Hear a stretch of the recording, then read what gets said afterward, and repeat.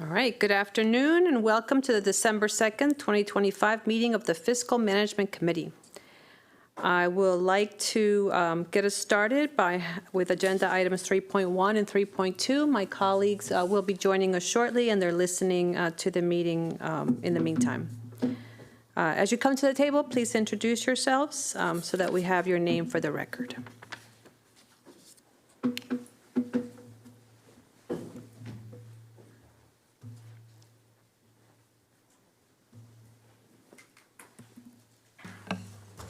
Good afternoon, Yvonne Alfonso Windsor, Chief Financial Officer, and I'm going to turn it over to my colleagues and to our external auditor to go over our annual comprehensive financial plan report, over the process, and go over the report itself.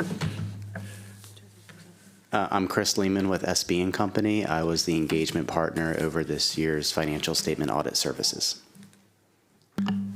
Hi, Dan Kelly, Coordinator, Department of Controller. Susan Chen, Controller. Alan Francois, Deputy Chief of Financial Oversight. Back to me.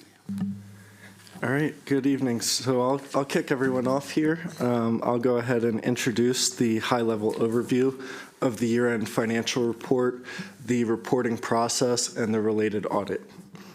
The annual comprehensive financial report, you might have seen this, the ACFR, as we call it, is our primary financial statement for MCPS. The report is based on data from fiscal year 25 and is required by state law to be submitted by September 30th each year, which is a pretty quick turnaround. The report is available to the public on our website. The report is made up of about 20 statements, about 50 additional schedules, the management discussion and analysis, which is our commentary on the report, and the related footnotes. The ACFR covers all the financial data of our 10 funds in one report. So the main fund that you're familiar with is our general fund, but we also have 2 other governmental funds, 1 internal service fund, 4 proprietary funds, and 2 fiduciary funds. The 2 fiduciary funds are our pension and other post-employee benefits, or OPEB funds, and they will be discussed in more detail later in today's agenda. So we have a strong collaborative relationship with our auditors at SB & Company.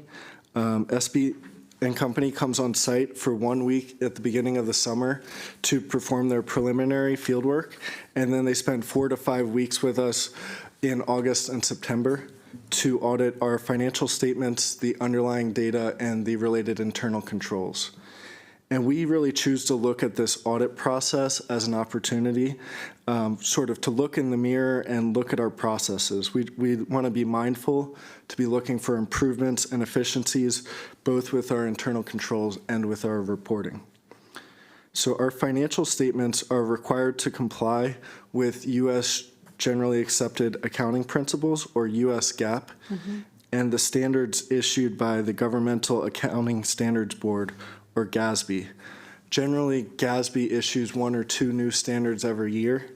In FY24, we actually got lucky. It was the first year in a while where there was no new pronouncements that were applicable to us. In FY25, not so lucky, but we implemented GASB Statement 101 for compensated absences and GASB 102 for certain risk disclosures. Upon our investigation, we determined that GASB 101 did not have a material impact, and GASB 102 had no impact to our specific reporting. Next year in FY26, we'll analyze the impact of GASB 103 for financial reporting model improvements and GASB 104 for disclosure of certain capital assets. So as you can tell, the ACFR, which is a 152-page report, and the related audit is a big endeavor. Across the Office of Finance and beyond, there are about 50 people on several different teams who help with the audit and the ACFR and putting that all together. And that's not to mention the work put in by our auditors and the help we get from our actuaries at GRS. So I sincerely want to thank everyone who helped on this major project. It's a hard work, it's a lot of work, and everyone contributed to help complete the ACFR in a timely manner. Are there any questions before I pass it over to Chris with SB and Company? Yeah, I always like to use these opportunities to inform the thousands watching this committee meeting in terms of why we do this. And so, Ms. Alfonso Windsor, if you could help the public understand the role of the audit. Is it mandated by COMAR? I mean, why? Who says that we should do an audit, and why do we do it?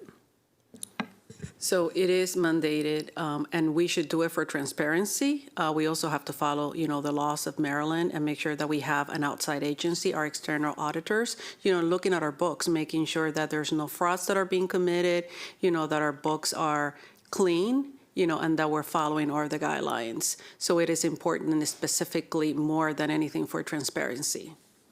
And the external auditors are the same every year? Is that something that it gets contracted out with competitive bidding? It is a competitive bidding, but is this our third year with? So. Yeah, with SMB. Is it our third year with SMB? That's when we did, a request for proposal 3 years ago, and SMB was selected. Okay, great. Yes. Thank you. That's all for now. And I'll go through, I have a brief presentation that'll go through the highlights and the results of the audit. Okay, let's see if I can control this. This slide here just represents our executive summary, scope of services that we were engaged to audit the June 30, 2025 financial statements. In addition, as Dan mentioned and held up the report, we do review the annual comprehensive financial report, which includes not only the basic financial statements, but there's introductory and statistical information that goes along with this full report. In addition, we do audit the educational foundation, which is considered a component unit of the school system that just relates to its relationship to the school system, although it is a separate legal entity. So that has also been subject to our audit.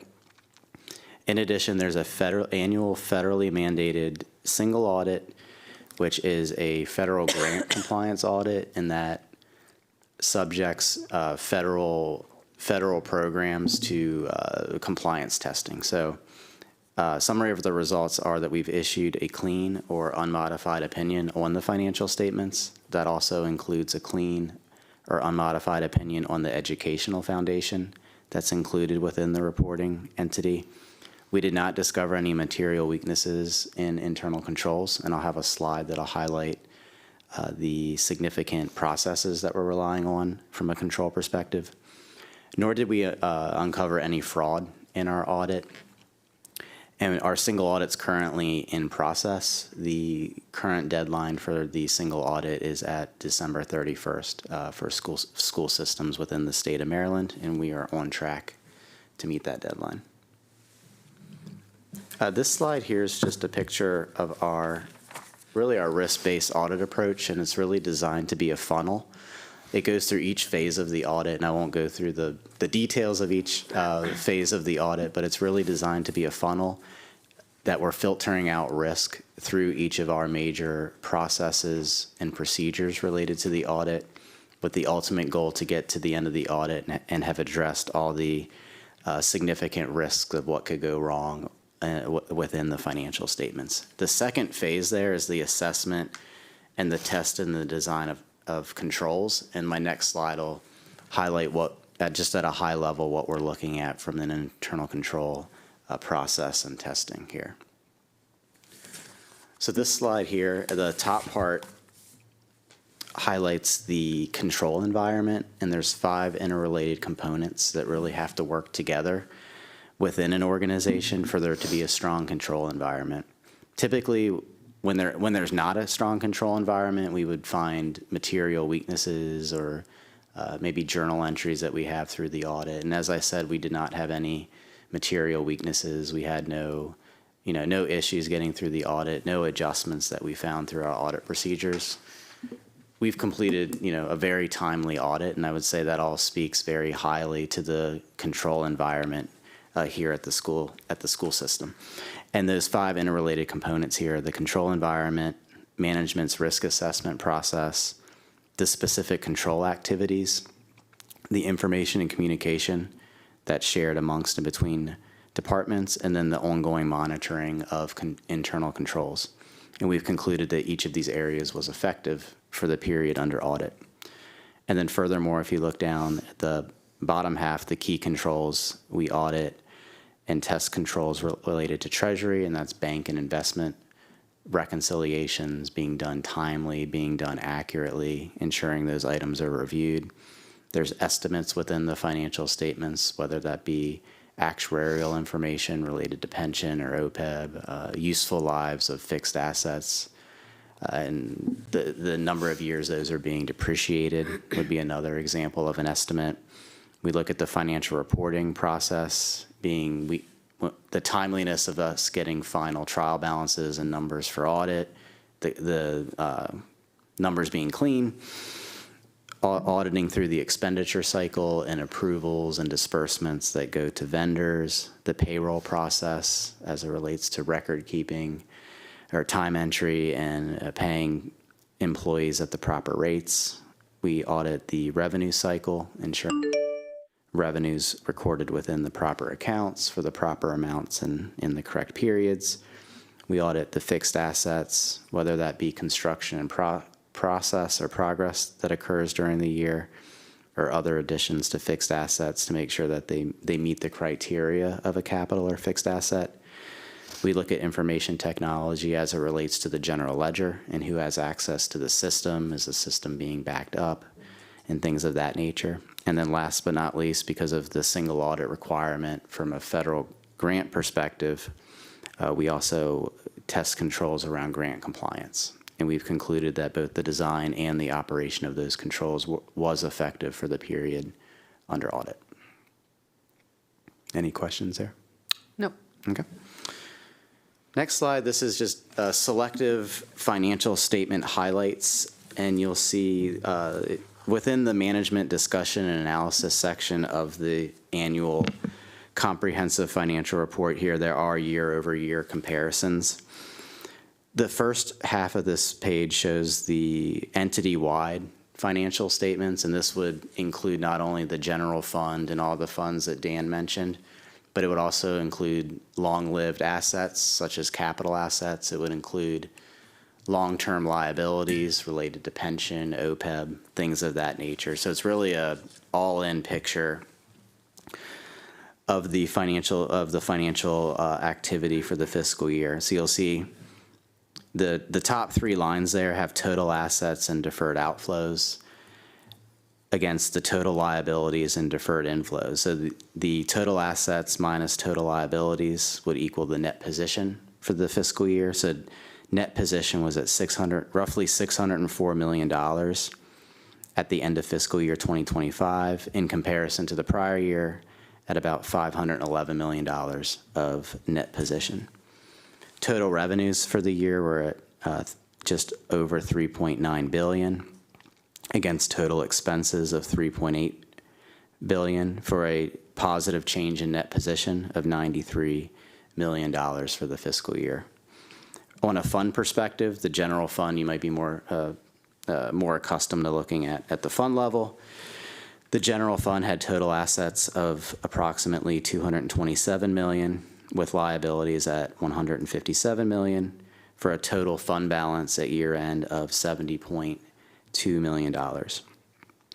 From a revenues and expenditures perspective, there was revenues of just over $3.4 billion, expenditures at about $3.5 billion, other financing sources, which certain issuance of leases or activity goes under other financing sources, that was a positive $22 million. So all in, there was a positive change in general fund balance of just under $4 million for the fiscal year. So what's the takeaway from this slide? What does the public and the board need to know?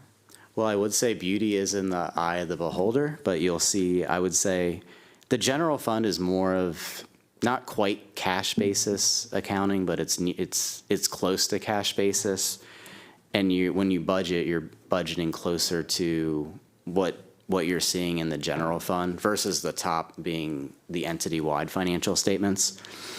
But you'll see that there was a positive change. So there was an increase in the general fund balance, and that fund balance is able to be used in future periods, whether there's, a management plan for those funds, whether those funds are going to liquidate, purchase orders or encumbrances in the future period, or used to help bridge any budget gaps. But that's showing that there's a positive fund balance going into the next fiscal year of $70 million.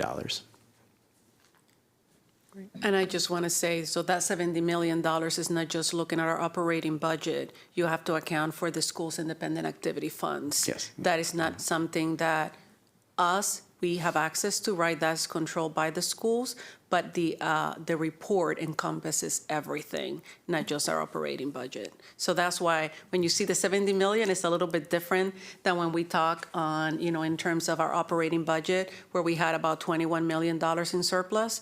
This includes, the funding that is sitting in the schools in independent activity funds.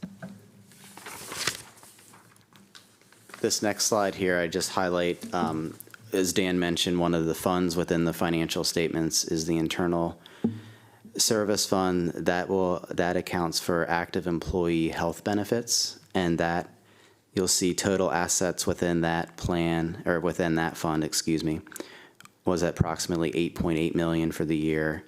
Because of claims outstanding that were unliquidated, if you will, or a liability at year end, there was $70 million of liabilities. That has created a deficit. So where you saw the general fund had a positive fund balance here, the internal service fund does have a deficit of roughly $61 million for the end of fiscal year 2025. And I just want to clarify, so this is our employee benefit plan, that we know that we have to restore the health to that plan, that we have discussing. We have a 3-year plan. We're working with our employee associations where we increase the cost share. We introduce a new plan to start seeing changes and start going into the positive and recovering the health of that fund. Okay, thank you. The last few pages, and I won't read through this. I'll highlight. And some of these items I highlighted at the introduction. But had we had audit adjustments, which we had none through the process, I would be required to bring that to your attention. Had we found instances of fraud, that would be a required disclosure here to the committee. Had we had material weaknesses, I'd be required to inform you of that. And as I mentioned before, we had no instances of fraud that we've identified. We had no material weaknesses that we've identified through our audit. Furthermore, just to highlight a couple more of these items, we had no disagreements with management on any accounting items, and we had no serious difficulties getting through the audit. To have this audit completed 3 months after year end is very, very aggressive, and it takes a lot of effort to get there. And I would just lastly say that also we are required to be independent to do a financial statement audit and to render that opinion. We do have to ensure that we are independent, and we go through a process to ensure not only our firm is, but all of our staff members are, whether they are assigned to the audit or not, and we are fully independent. And then lastly, I just have my contact information here, as well as our other engagement, or other partner that helps me through the audit if there are questions outside of audit season, or the one time a year you get to see me. So we make ourselves available to management when there's questions, and as Dan mentioned, there's new accounting pronouncements that are coming up, and management's very proactive in reaching out, seeking feedback before, not feeling like they have to wait for audit time to ask questions. And I think the benefit of that is, getting our buy-in, getting our opinion on something before a change is implemented. Conversely, if management were to implement an item and we had a suggestion for improvement, or and I don't think they would do this, but if the mark was missed on something and then it has to be undone, well, that's time consuming and that's frustrating. And to Dan's point, I think we've had a very good working relationship and just tackling questions and items as they come up. And I think that's helped us have a very efficient audit as well. Okay. This is the third audit that you've conducted for MCPS. Yes. I'm trying to understand like what the actual work looks like, and I'm thinking about technology. Are we going through file cabinets, or are we going through electronic files to understand the different aspects that you look at? I mean, I would say a lot of it's electronically. I mean, the source data sometimes is in paper, or it could be electronic for as far as what management's providing. I mean, there's not too many paper files we're looking at. It's predominantly electronic, whether those are bank reconciliations, bank statements. We look at a lot of expenditure transactions, so that's pulling invoices. Certain items we'll see through the system, whether they be approvals, or as I mentioned, we'll look at the system to understand who has access to it. So there are some system elements to it. But although we are on site primarily for the majority of the audit, a lot of it is electronic based. And then, do you make recommendations for how we can strengthen some of our systems in your analysis? If we had identified any, say, material weaknesses or significant deficiencies, which we had none of those to report, we would include those within our issued document. So not only with the financial statement opinion, we also issue another opinion. It's called internal control over financial reporting. And if there was some sort of deficiency that we noted there, we'd be required to have that sort of recommendation. We haven't had anything at that level that would warrant a deficiency or a management letter. Mm-hmm. Okay. Welcome, Ms. Stewart. Hello. Laura Stewart here. So I was listening in on my way to the desk, and I just wanted to ask a little bit of a follow-up on the, you said we had 20 million available for next year, right? Because we didn't spend 20 million. Is that correct? And then, but there was a 70 million figure as well. So anyway, can you just quickly tell me the difference? The report shows 70 million. I just wanted to make clear that 70 million fund balance is not 70 million that us in management, let's say, have access to, or even the board, when we're looking at maybe asking for a appropriation supplemental, from our fund balance, right? So we had at the end of FY25, I think it was 21 million. If I'm 21 million. 21 million, yes, on the operating budget side, including grants and so on. The 70 million really also reflects the independent activity funds from the schools, because the ACFR accounts for that as well. It's not just our operating budget. They're looking at every expenditure that we've done, including capital budget. Like you said, they looked at pension, they looked at the EVP. They review all our funds. So as far as the activity fund, that 70 million, that's something that we're starting to look at now, right? About how those activity funds are being allocated. Yes, please. So it's only a portion of that is the independent activity funds, but Yeah. yes. So within the total $70 million, we include inventory, prepay, which is about $11 million, actually $7 million. Then we have a blueprint carry forward, that is about $4.8 million. And then we have 18.7, that is independent activity fund, and then $17 million from encumbrance, so assigned. So then leave $21 million for the unassigned balance, which we can use coming years. So total made up $70 million. So that's all of our different Yes, fund for balances. different assigned balance. Yeah. Thank you. Yep, sorry. Yeah, because it seemed like that seemed high to me, so that actually made a lot of sense. So thank you for clarifying. Yep, and sorry, I maybe should have elaborated. But yeah, if you just take assets minus liabilities in the general fund, that's a $70 million residual fund balance, but that's broken down into different classifications and categories, which you've alluded to. Thank you for clarifying. Welcome, Ms. Zimmerman. Thank you. I don't know if you had any questions for our auditors, or if we, I don't have questions at the moment. My apologies for my delay getting here. I had a very dramatic evening, so happy to be here. Thank you all for your time. okay. No further questions then. And I just want to thank for, all the support and all, they work very closely with the team and they provide a lot of advice and a lot of guidance. So, and we appreciate the relationship.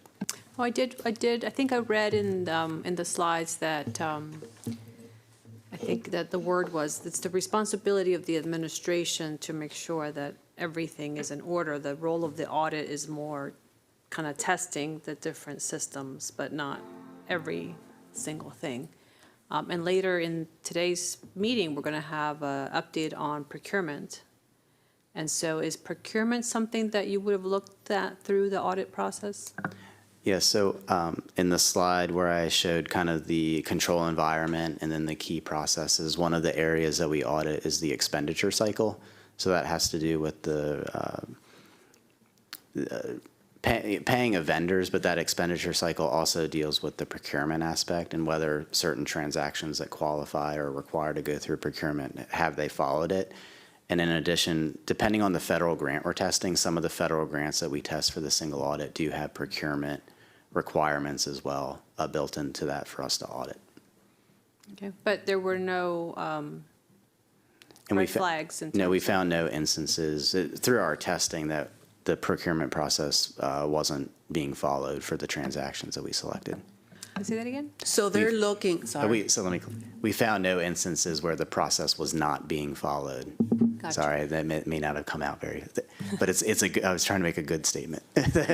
But And I think, because we're going to talk a little bit later about the procurement, I think what, Chris and SMB looks at is a little different from what the internal, the OIG might look at. They're looking at the financial transactions per se, whether they went through the approval process in the system, and correct me if I'm wrong, and so on, not necessarily the MCPS determined processes, which is what the OIG looked at.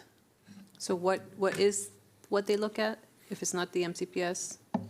what we would look at is for expenditures that were required to go through, like say, pardon me for not having the thresholds off the top of my head, but for an expenditure that's required to go through procurement, we would look and say, did it go, that expenditure was over 25,000, did it go through the procurement process would be what we would look for. We wouldn't necessarily analyze like a contract or say, was that the best bet? Like, was that the best option to select that vendor? Or was that the best deal that MCPS would have gotten? We're looking at more of, nope, it was $1 million expenditure. Did it go through procurement? Yes or no? If no, that would be an exception. If yes, it went through the proper channel. So the whole audit process is based on, it's within the timeline, let's say 6 weeks. So they come on site, select the sample based on the massive data we provide them, only select sample, then from based on the threshold, based on the program, what's called major program defined by federal. Within that range, then they select a sample. So not every transaction will be testing, now like OIG, they select more, looking at our process, looking the entire transaction. They have more time, select more sample. For them, it's only select limited sample based on their timeline. And then only on the major program, like say federal single audits, they only focus on the major program based on the threshold, based on federal requirement. So What do you consider a major program? So each year we'll take the schedule of federal awards, which is basically the expenditures of all the federal programs. And there's assistance listing numbers that are assigned to each one of these programs. And we have to do a risk rating of those programs so that basically if it larger programs must be audited, and I'm oversimplifying when I say this, but larger programs must be audited at least once every 3 years. So there's a required rotation, so that basically we couldn't ignore or exclude a federal program over that 3-year period. So it's a major program is the programs that are required to be tested. What would be an example, Ms. Alfonso Windsor? So I would, sorry. So correct me if I'm wrong, but you would look at the foundations for MSDE? Would you look at that program? So, well, if you look at the schedule of federal awards, we would look, like, for example, Title there's I. like Title I, Head Start, Special Education, ESSER. Those are broad categories of programs that would be what we would be analyzing for whether or not those are required to be major programs. Gotcha. Okay. And then we would test those programs. So not all, the federals, the OMB, the Office of Management and Budget, kind of sets the requirements for what we audit. We're required for a low-risk entity, and we've concluded that MCPS is a low-risk entity, to audit at least 20% of the total federal expenditures. So we have to pick at least enough programs to cover 20% of all the federal expenditures for the fiscal year. So at a minimum, we're testing 20% of the schedule. In years past, sometimes I think we've been close, and some years it's been well over. It just depends on the size of the program. But at a minimum, we would cover 20%.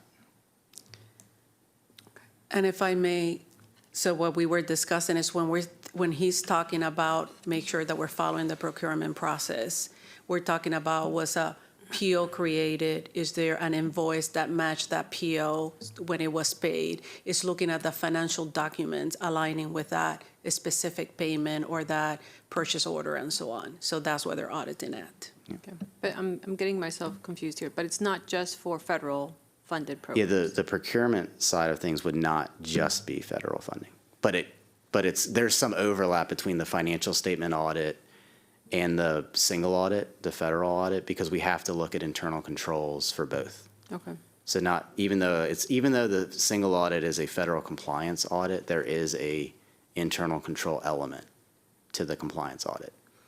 Okay. All right. Thank you so much. Yep, thank you all.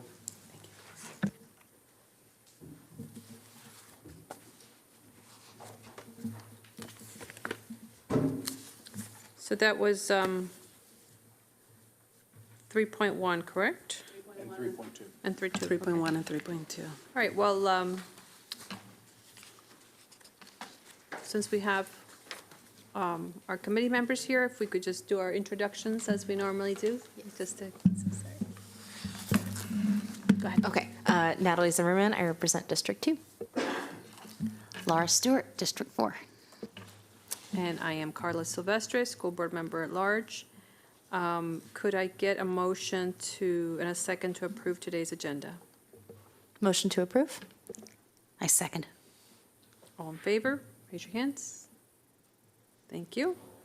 And we also have an informational summary for the committee meeting from September 17th. Are there any questions or edits to that? Nope.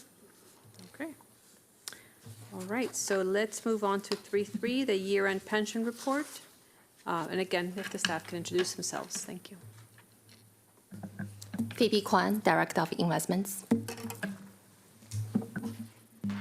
Michael Spadaro, Actuary for the pension plan and OPEB plan with GRS. Chris Seats, also with GRS. So we're going to start with a summary of an update on our pension, and then we're going to go into the actuarial aspect of the pension and the OPEB.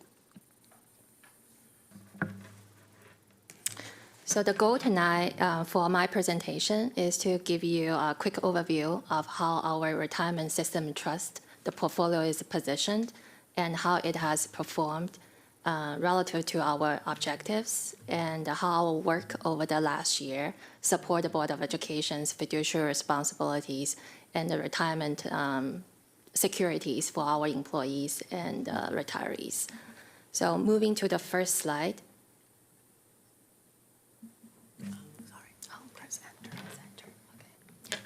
Okay.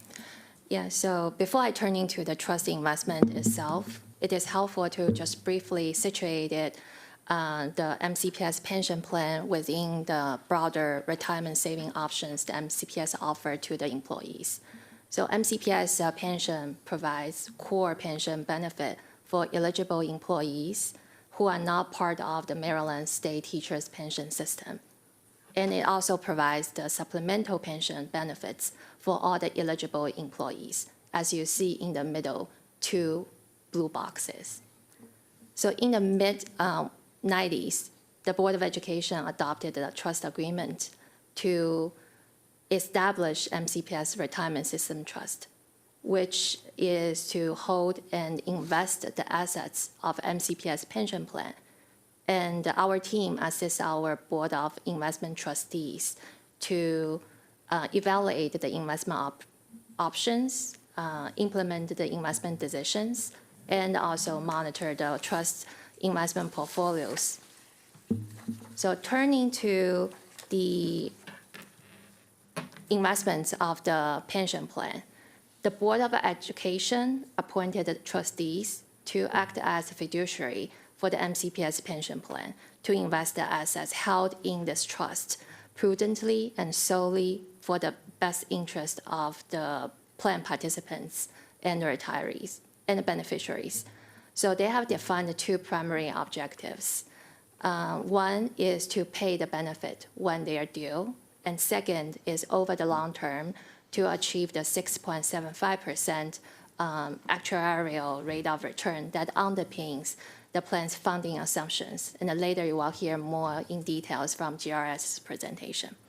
So with those targets in mind, the Board of Investment Trustees has constructed a very diversified portfolio designed to maximize the risk-adjusted returns while at the same time prudently managing the portfolio risk and minimizing the associated expenses.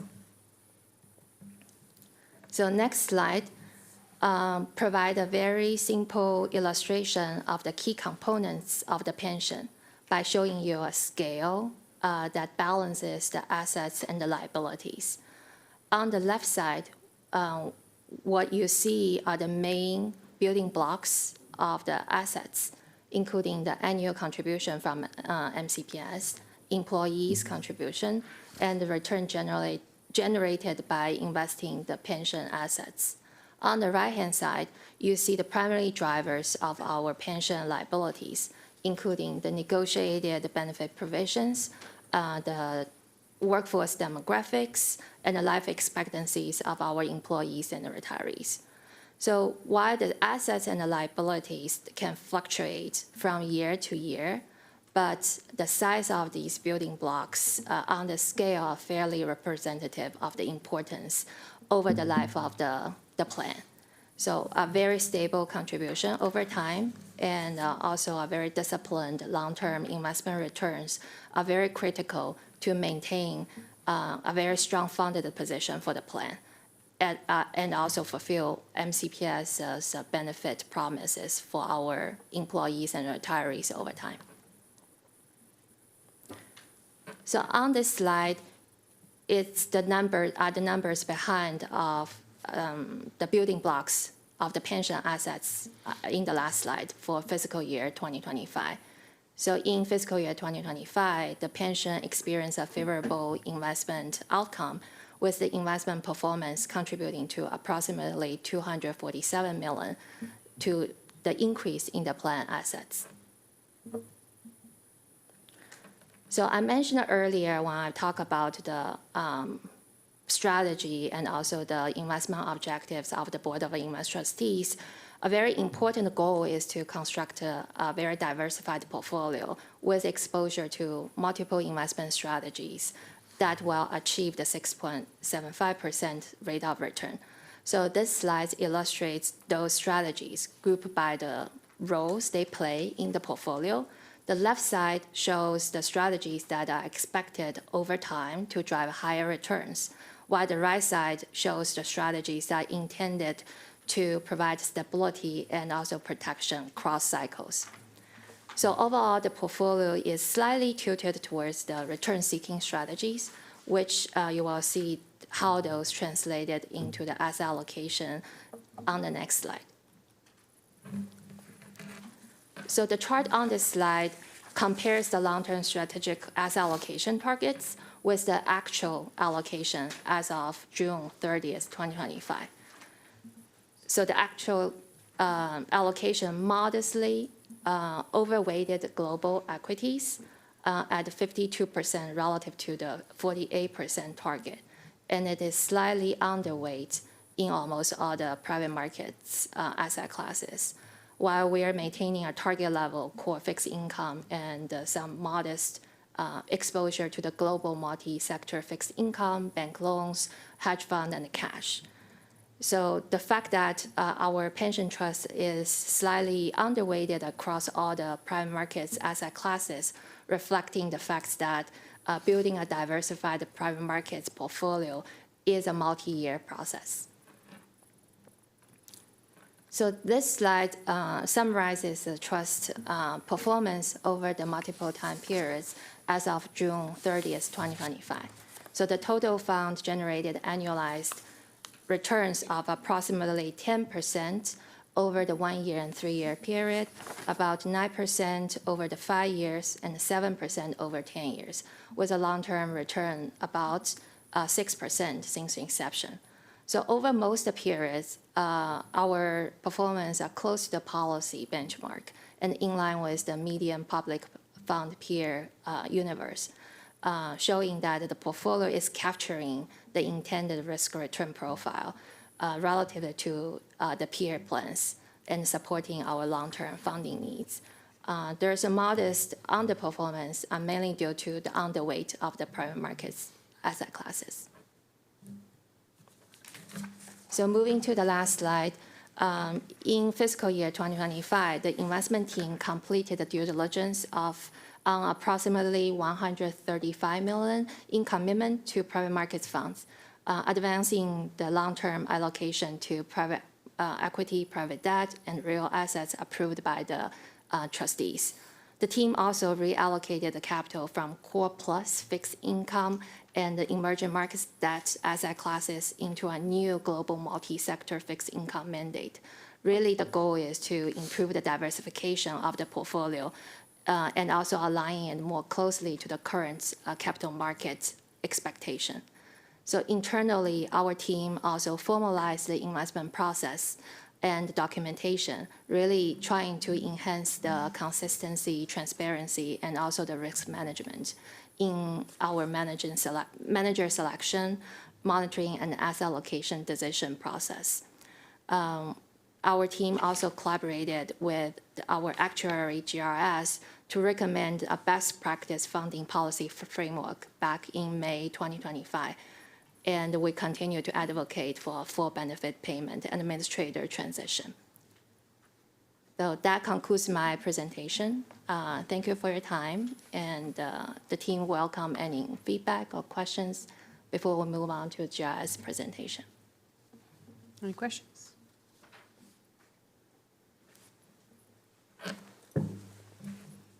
If not, we can hear from actuaries. I was just looking at slide 8.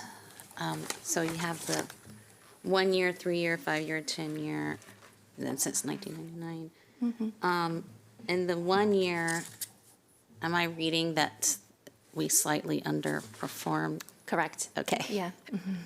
And so, but if I had the in-between year, then we overperformed, or did we? I'm curious what happened between 1 and 3, because the difference is less. Is this the normal ebb and flow of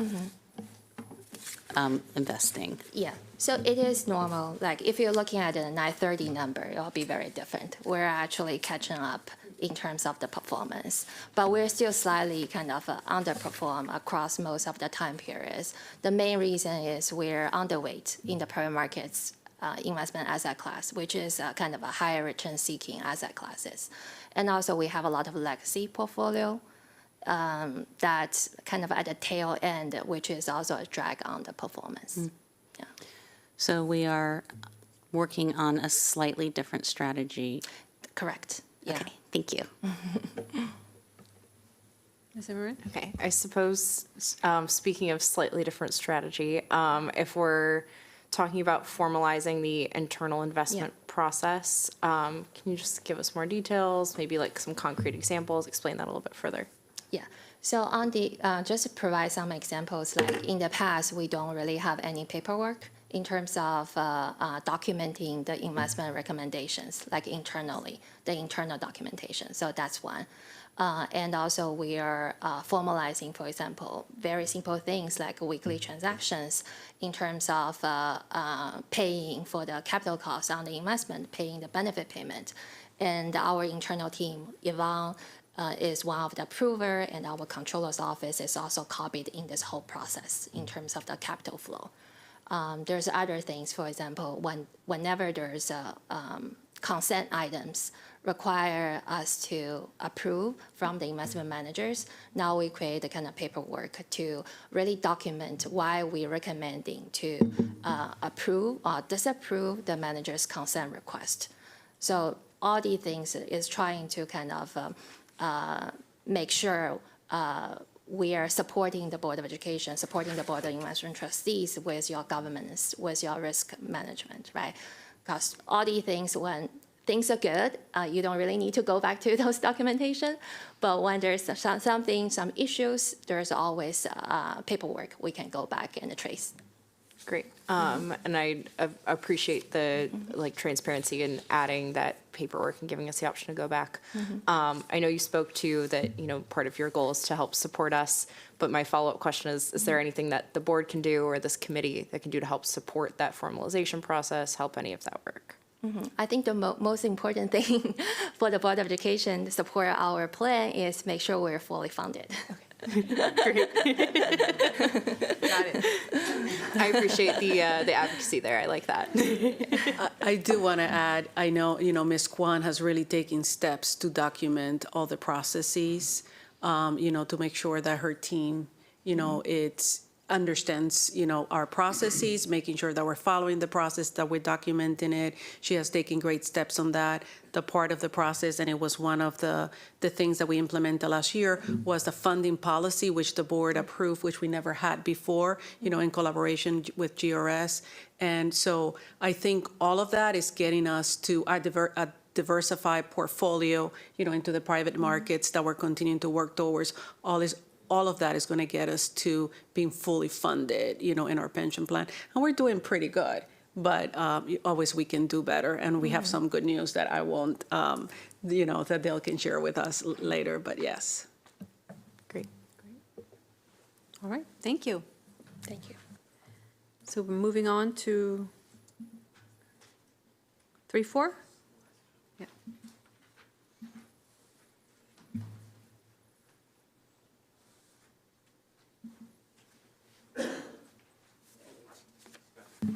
Great. Okay, I was waiting for the slide deck to come up. Perfect.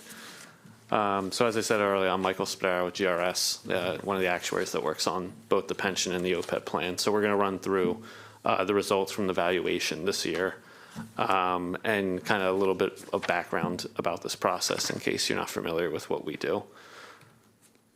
So essentially, why do we do this every year? There's two main reasons, and the first is to determine the funded status of the plan as of our static valuation date, so that's July 1st, 2025, and then make a recommendation what you should contribute into the plan for fiscal year 2027 to keep us moving in that direction of 100% funded. We did a lot of talk about the auditing process and the financial statements. We also provide support there, which is one of the reasons why we do these valuations. But there's a lot of information that goes into it. This is not something, even though it's static and we look at a single date, there's a lot of inputs. So it's all about your members, the member data, the assets at that static point in time, the different plan provisions, and then we try and take a look and predict what's going to happen in the future with our assumptions and put it all in one concise report, essentially. And that's how we get these outputs of the funded status and the contribution rates that we're going to discuss today. And as touched on, the funding policy that was just adopted, that plays into it too, which is essentially how are we going to get to 100% funded? That is the goal of these plans. So I'm not going to go through every single assumption that we have on here, but there's a lot of them that go into both the pension and the OPEB. Some of them go to both, like the investment return is important for both, and probably the most important assumption in our valuation. But it also matters, when people retire, when they're going to pass away, their life expectancy. And then on the OPEB side, it's what do we expect those benefits to cost in the future. Because on the pension side, it's a little more of a known quantity. It's a pay, based on your pay, but the healthcare benefits can change a lot over time. Can you tell our listening audience what OPEB stands for? Yes, so OPEB is post-employment benefits other than pension. So that is going to be like healthcare after retirement, essentially. Gotcha. And feel free to stop me if you have any other questions. I'd rather take them now while we're talking about it than get lost at the end. So when we do our evaluations, we break it down into some main components. We do that snapshot and we look at everyone's service pay at that static moment in time and say, okay, what is the liability for every single individual in the plan? And that's the liability number that we come up with. Then we have a portion that is covered by the current assets that are held in the trust.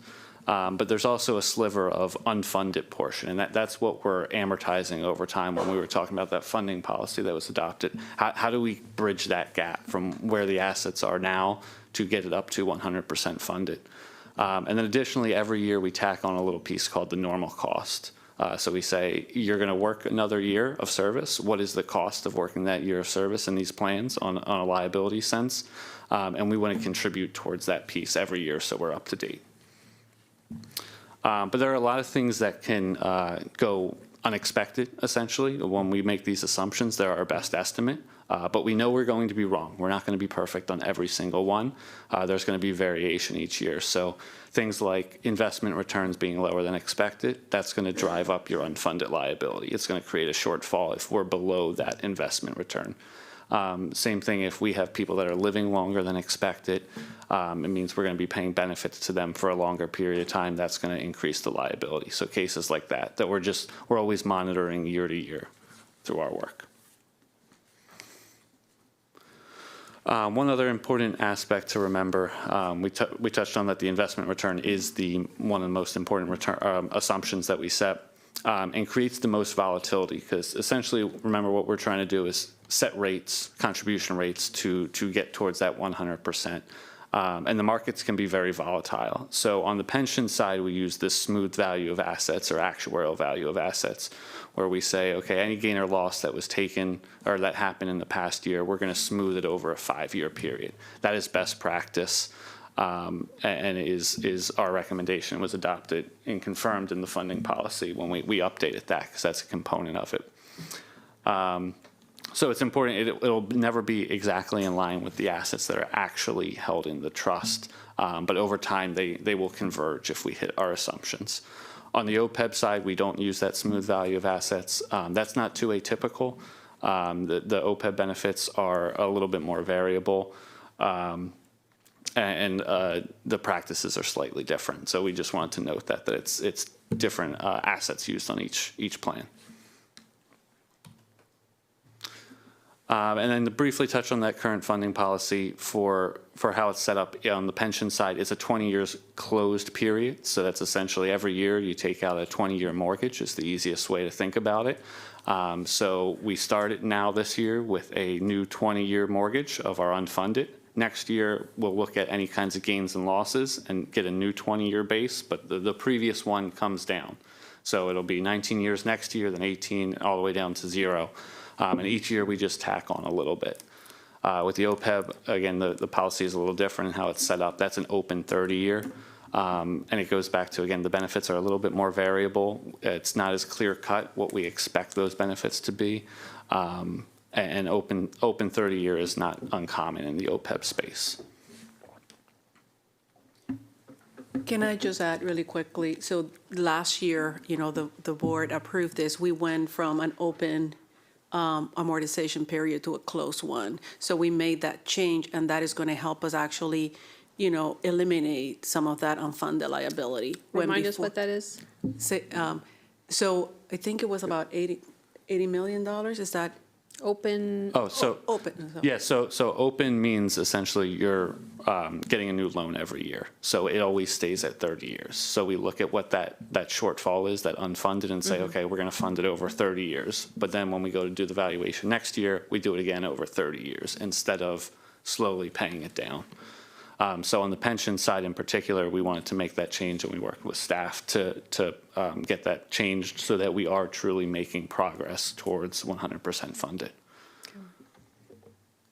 Thank you for clarifying that, because that was one of the questions that I had on my list, so thank you. Great. Stuart, did you have a question? So you said that was on the pension side, but remind me what we're doing on the OPEB side, 30-year open. Yep, so the 30-year open is still there on the Yes, pension okay. side. Because the benefits are not like as clear cut, like with pension, it is you have this percent of pay as you go to retire based on your years of service. The healthcare benefits fluctuate a little bit more. Yeah. So when we speak about the liabilities of the plans for both of them, and what we're doing when we're making these assumptions, is we're trying to estimate the expected value of all of the benefits that would be paid from the plan. So on pension benefits, and as Michael was kind of spelling out, an individual's pension benefit when they retire, the benefit itself is known, right? It's calculated based on their service time, based on their pay, and it's a known amount. The value of it's unknown because we don't know how long it'll be paid for, and then we don't know how much money will come from our invested assets from market performance versus how much will need to come from cash contributions into the plan to fund it. So we're creating this liability. We're using these assumptions, expectations about the future to try to estimate a value of that known benefit. Where you're seeing a lot more volatility on the OPEB, since it is retiree medical, the benefit is not a known amount or a fixed monthly amount like you would receive your pension check. The benefits being provided are based on your claims. So whereas an individual's pension can be $3,000 a month, increasing or changing or maybe continuing to a surviving spouse. Again, we know that how that changes over time. Medical benefits can be zero or very low in some years, and then all of a sudden be $500,000 for an individual, depending on what happens throughout their life.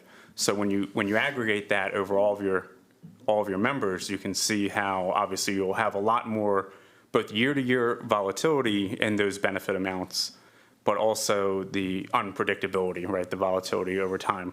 So that is why it is much more common to not have as much of that smoothing that you would have, right? You have a much less predictable benefit, a much more volatility, much more volatile level of benefits when you're paying out medical claims versus paying out a fixed payment to a retiree. Thank you, that makes sense. Okay, right. continue. So we'll get into the details of the results now. We already touched on this. The only change on the pension side was that amortization policy. Now it's the core results here and the numbers. So I'm not going to go through every single number, but the story here is that the population stayed pretty level. It is what we would expect. So we saw our liabilities go up, which is as expected. We have that normal cost coming on each year for individuals. So you can see total liabilities there. There's a line was up 4.2%, but we had a very good asset performance year, even factoring in that smoothing component. So our assets went up more rapidly than our liabilities. It was up 6.9%. So you can see the unfunded dropped from $445 million there to $398 million in unfunded. So that is what we're amortizing over 20 years to pay down to get to 100% funded. And where the fund is at 86.5% funded out of the 100% target that we're looking at as of our valuation date. And that is, again, is on that smooth value. So actually the market value is a little higher, so we'll be recognizing gains over the next couple years when we do future valuations. And then all that trickles down into the bottom line number here, which we calculate, which is the expected the contribution rate as a percent of pay. So the big thing to look at here is the percentages towards the bottom. So there's that employer normal cost number. So when we looked at the prior valuation, it was 2.04%, and this year's valuation is 2.05%. So that's level. That is steady, normal demographic behavior. And then we see the second component there is the amortization of unfunded liability. So that captures our asset gains that we saw. And you see that drop to 1.82% compared to the prior year. So in aggregate, we're looking at a 3.87% of payroll contribution for the pension plan, which is down from the prior valuation cycle. Again, mainly due to the asset performance. Phoebe touched on, it was 10-point-something%. I can't remember the number offhand. But that's compared to our 6.75% assumption that we're using. So even though that was smoothed in over 5 years, or is being smoothed in over 5 years, it still had positive influence on the plan here. Okay.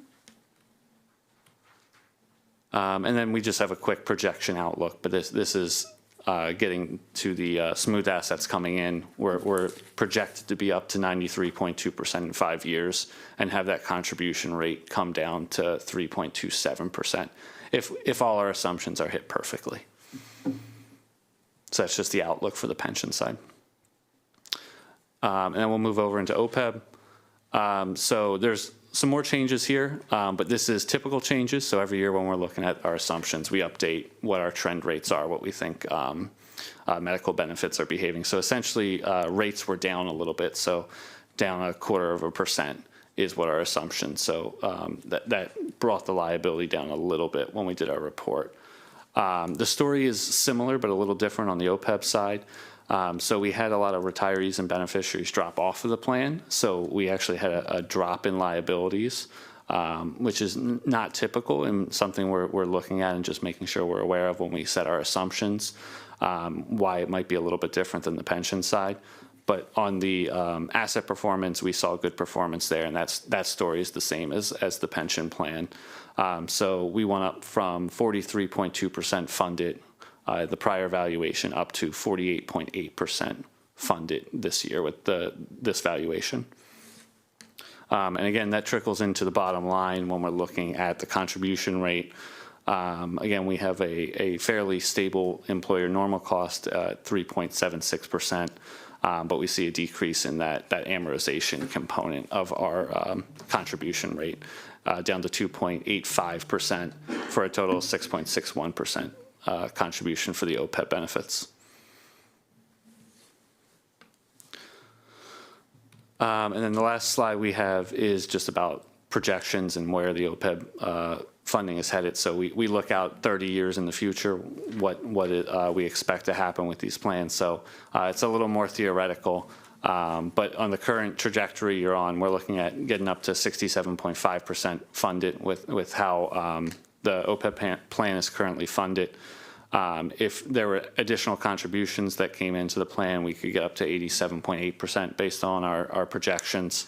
And then if we ever wanted to consider looking at changing that funding policy, something we could look at is closing it down towards 15 years, essentially. So you could go, this year you'd be 30 years, then 29, all the way down to 15, and then you would look at a 15-year open is the option we looked at. And that's just one example, potential example, that we did hypothetically here. And that would get you up to a higher funded ratio because we're closing down that funding window, essentially. And that's what we had prepared. If you have questions or if I went too fast or there's any clarifications needed, please let us know. Questions? Ms. Zimmerman? Okay. Just looking at for OPEB that we have like that required contributions, and we've done some additional analysis there. Is it possible to do the same on the pension side and kind of talk a little bit more about required contributions there? Do you see what I'm saying? So which slide are you talking about, this slide or? Yes, how on this slide we have some additional information on required contributions. and it looks like kind of in projection of where we see those required contributions going. I guess, is the chart on slide 16 kind of doing the same job?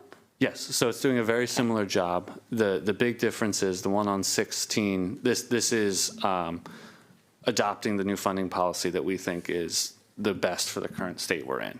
Got it. And so the other one on the OPEB side is saying, hey, if we wanted to make a positive change that would get more money into the plan, these are kind of the approaches we would take. Got it. Okay, thank you. Yeah, so two really important differences between the pension system funding and the OPEB funding.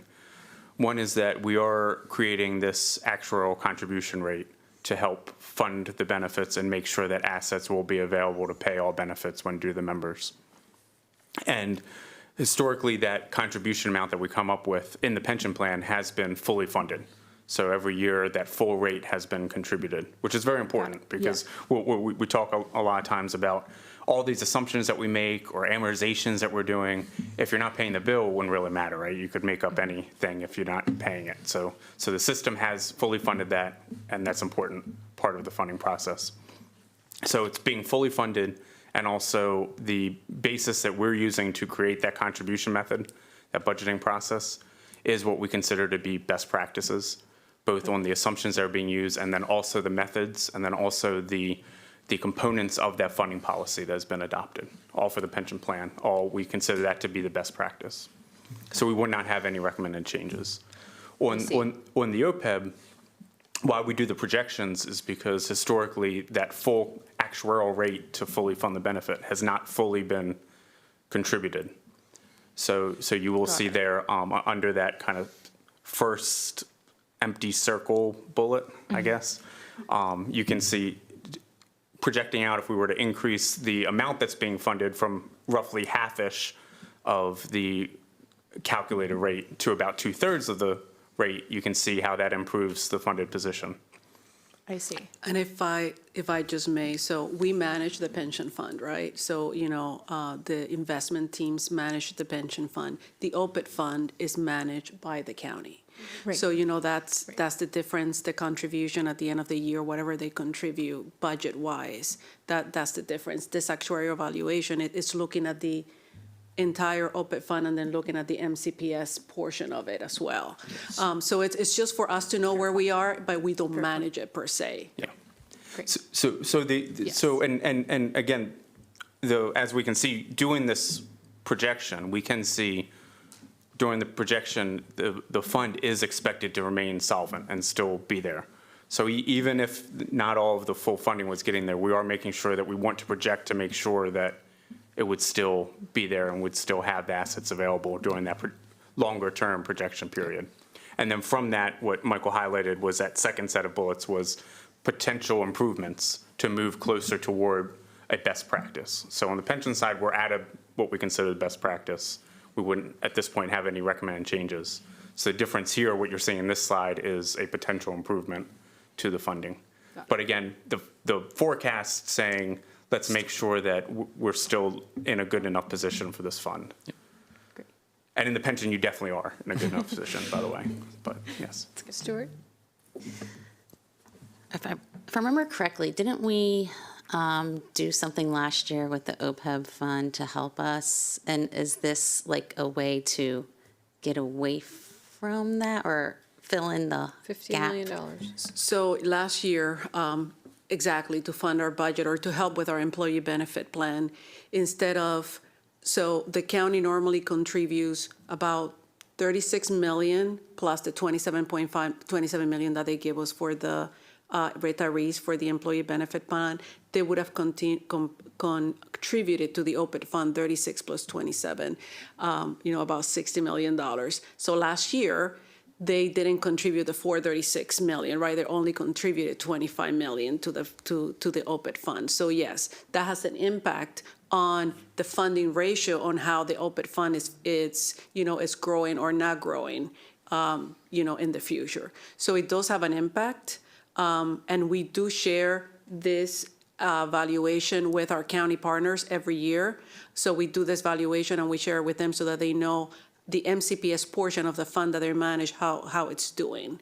But again, it's not, the OPEB fund is not something that we're currently touching at all to fund our retirees' employee benefit plans. We still do that through, ourselves, through the contribution of 27 million plus the budgetary contribution that we add for the retirees and the retirees' contribution portion of it, their cost share. So that's how we're currently paying for the retirees' employee benefit plans. We're not touching the OPEB fund.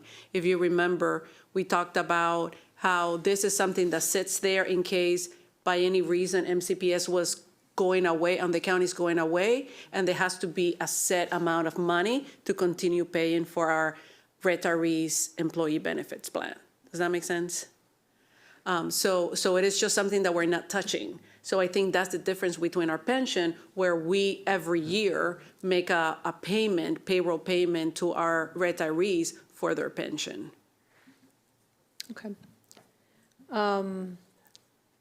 You've talked about us getting to 100% funded, but what is the standard among school systems? I'm sure nobody's at 100%. What is the typical percentage or the sweet spot? Taking risks and also. Sure. So every plan will be different, and within Maryland, you are the only school system with this separate plan. Everyone else in Maryland just has kind of your core benefit through the Maryland State teachers' pension system. So, of course, the teachers' pension system also is not at 100% funded, but again, uses a similar method to amortize that unfunded liability and pay it down over time.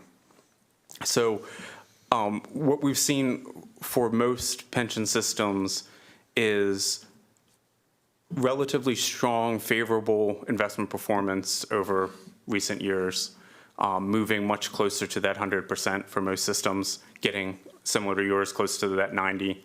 We've also seen over the last 10 or so years, much more conservative expectations about the future. So many systems, including MCPS, has reduced that investment return assumption. So what they expect to receive from capital markets has now been reduced to 6.75 for the MCPS system. For state retirement, it is at 6.8. It is at 6.8, so again, very similar. But again, that's down from what was over 7.5 down to 7.4, and then a few years ago went from the 7.4 down to 6.8. And throughout the country, all systems, again, over this 10-year period, we've seen very steady reductions in that investment return assumption, how much money we're expecting to get from capital market assumptions. So as we move to a more conservative outlook for the future, a more conservative expectation, that change in that assumption, expecting to receive less from the invested assets, reduces the funded ratio. So most plans, what we've seen is we're doing a good job, we're funding each year, and we're increasing our funded ratio, that percentage, getting closer and closer to 100%, but then periodically kind of taking a step back as we move to a more conservative expectation about the future that increases the liabilities. So now, again, being at the current 6.75%, unlike what I would have expected maybe 5-6 years ago, looking at potentially moving that down lower. At this point, we would not have any recommendation to move that down any lower.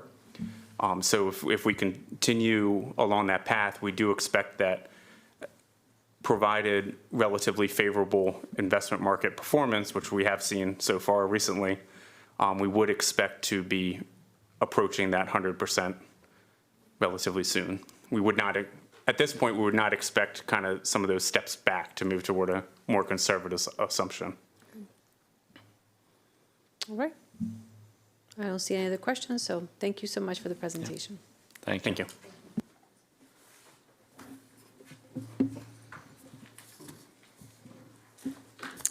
All right, our next agenda item, we're going to switch gears here to agenda item 4.1, academic return on investment. Dr. Addison, if you could join us.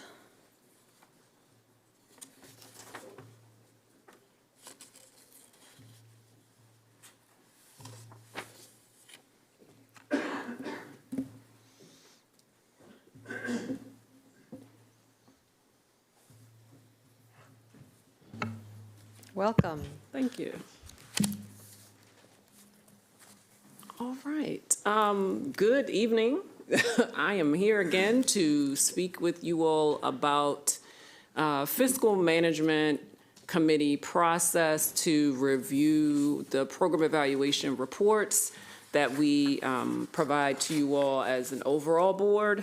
And it dovetails and overlaps with the conversation in the Policy Management Committee around the development of a policy for academic return on investment. So today I am going to walk you through a completed program evaluation focused on one that we completed on the Innovative School Calendar as our case study is what I'll call it. And I know the last time we met, I said at this meeting we were kind of engaged in the process together, but given we need to develop the policy, right, we need to make sure all of our arrows are pointing in the same direction to kind of use a visualization that Dr. Taylor has focused on. And so I'm going to take us a little bit slower in terms of providing you with a recommendation of how you all as a fiscal management committee and then a larger board might review any of our completed program evaluation studies moving forward and have an approach that's grounded in outcomes, financial analysis, equity, and strategic alignment. And so by the end of our time together, hopefully you will have heard some intentional next steps and policy considerations and thinking about a definitive structure that can be in place that you may want to adopt as a committee to streamline future decision-making. Can you restate what we're not going to do? So you're not going to actively engage in this process yet. I am going to describe and make a recommendation of when we send you a program evaluation report.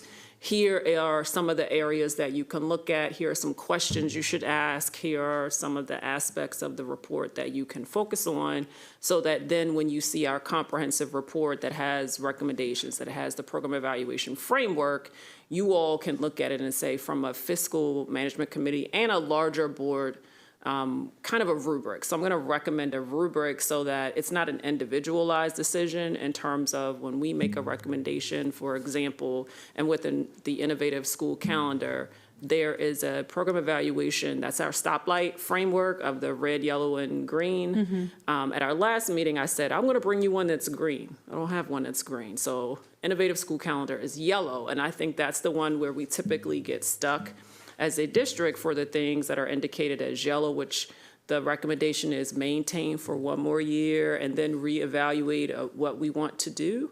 And so I want to walk you through kind of a process of how you can begin to look at those reports when they come to you.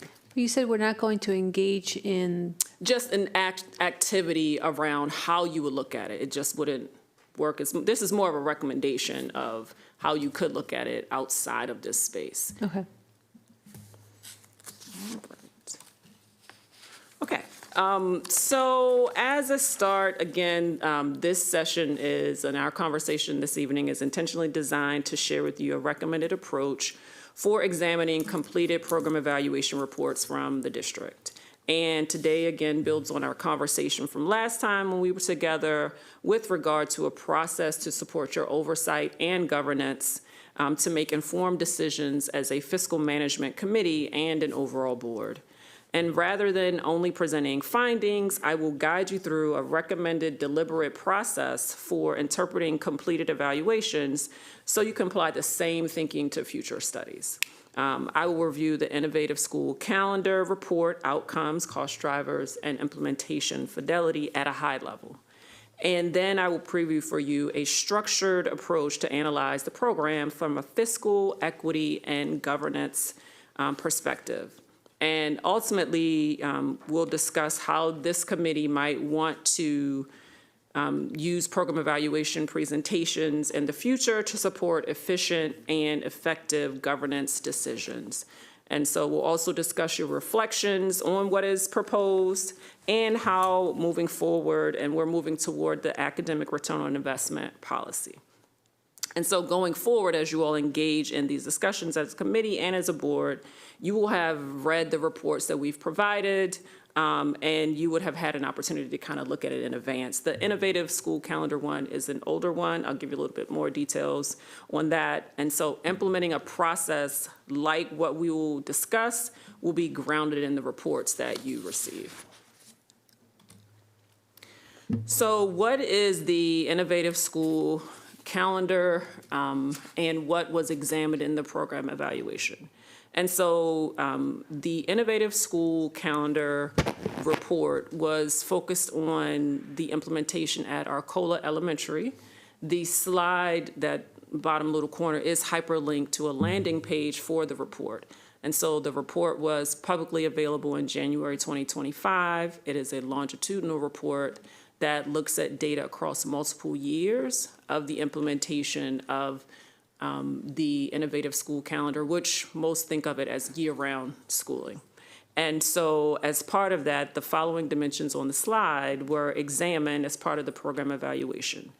And so again, this was the second year of, or this was the second program evaluation study, I would say, of the Innovative School Calendar. We have one that was completed in August 2023, which focused on both of the schools that were included at that time.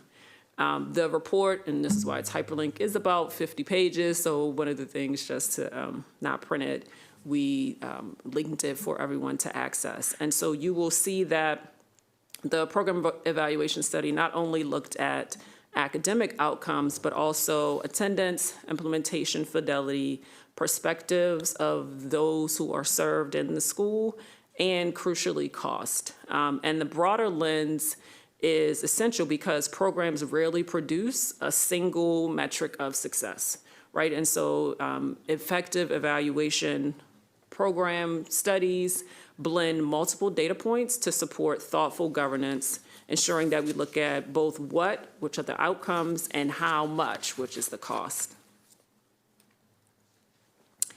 So here I'm proposing to use what this benefit to cost evaluation approach to frame our discussion, which is crucial for you all as a fiscal management committee. And so this slide provides a high-level, concise summary of the findings organized into 3 areas. You see the identified areas of strong justification, specifically the positive equity return seen in student group attendance and the high community support. However, most of the results fall into, and most of the academic results, fall into needs improvement, meaning that the returns do not currently match the resource input. And then the primary fiscal concern remains at the high operational cost that is spent on the program whose implementation is reported as inconsistent.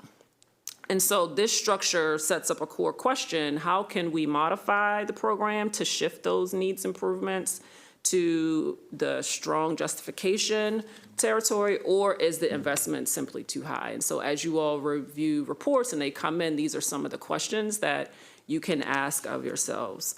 One thing to note, and I spoke with Ms. Owens, who is the director over Title I Pre-K, is that there aren't necessarily additional funds designated to this as a Title I school.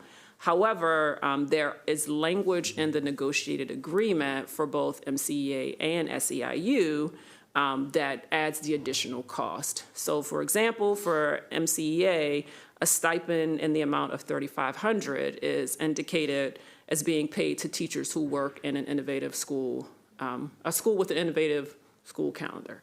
And then same for SAIU, a stipend in the amount of $3,000 is provided to staff who work in an innovative school. So that additional cost is what is added for staff in those buildings. And then there are also additional leave days and some additional professional learning that is provided to staff in ISC. So one of the most important roles of this committee is to understand whether a program's outcomes justify the investment. And the Innovative School Calendar as implemented at Arcola, requires extended operations across several areas. And so I mentioned the staffing piece, but we also have to think about transportation and facilities, given that it is year-round, and also some dedicated professional learning time.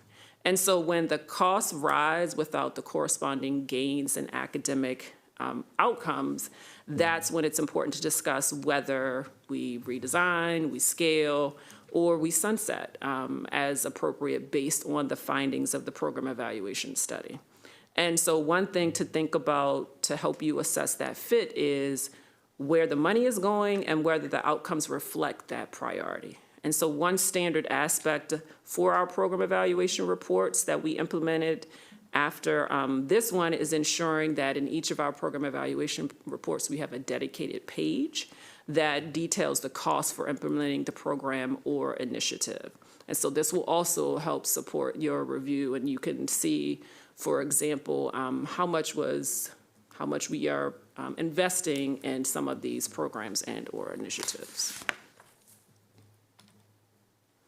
The Innovative School Calendar Program Evaluation also provides some insights into what the program needs going forward, which directly impacts future budgeting and policy. And so if the district were to continue this model, for example, the report emphasizes the requirement for improved alignment with instructional priorities and stronger implementation monitoring. And so it's important to note that while there are high levels of support from families who responded to the survey, there still are aspects of what's in that report that you can consider to, again, continue or modify. And so as a note, and I believe I shared this the last time, each of our reports includes recommendations at the end of the report, and program staff receive a draft of the report before it comes to you all, that they have to respond to the recommendations in the report. And so when you click that hyperlink for the Innovative School Calendar report, you'll see on that landing page not only access to the actual report, but we also publicly provide the response to recommendations document from the program committee. And so when we drill into specific analytical pieces based on the findings that are beneficial for you all as a fiscal management committee, the tension really is between the program cost and the instructional return. And that's kind of how we get to that development of the academic return on investment. And so the program evaluation study, as you read that report, makes it clear that the Innovative School Calendar adds significant time and cost. However, the report also highlights, again, that need for a deeper alignment with instruction and notes some inconsistencies with regard to implementation. And so from a fiscal perspective, this would pose a major challenge. If we are spending more to extend the school year, or are we ensuring that that time is utilized with high impact instructional practices to justify the investment? And so this is the specific analysis that would move us beyond just reporting the results to examining the value of the program outcomes against kind of that fiscal burden. And so when we come together next time, I will have for you an example or a draft of an evidence to decision protocol that you can use, which will serve somewhat as a rubric for you all. And this approach mirrors what what committees in other school districts, particularly high-performing school districts, use when evaluating program evaluations with major fiscal implications. And so as you, again, receive our reports and you read and review them, you're going to look at the summary of the findings, the program evaluation framework designation, which is that stoplight chart of the red, yellow, and green, and you examine through the lens of the rubric to guide your decision-making. And so the goal is not about consensus. It really is about clarity around what parameters matter most when the committee evaluates programs, specifically on questions such as effectiveness, equity, fiscal justification, and strategic plan alignment. And again, because we are kind of like this fiscal management committee meeting is the day before the policy management committee meeting, and we're working little bit out of order in terms of having a draft of what that academic return on investment policy will include. We have the opportunity to kind of continue to build on what we would want to have included in that based on kind of your feedback this evening, what we're thinking, and then what we're going to hear tomorrow as it relates to it. But ideally, having a rubric for you all as you review these reports, I think will be beneficial so that you kind of have a really clear understanding of being able to support in answering some of these questions that are on the slide.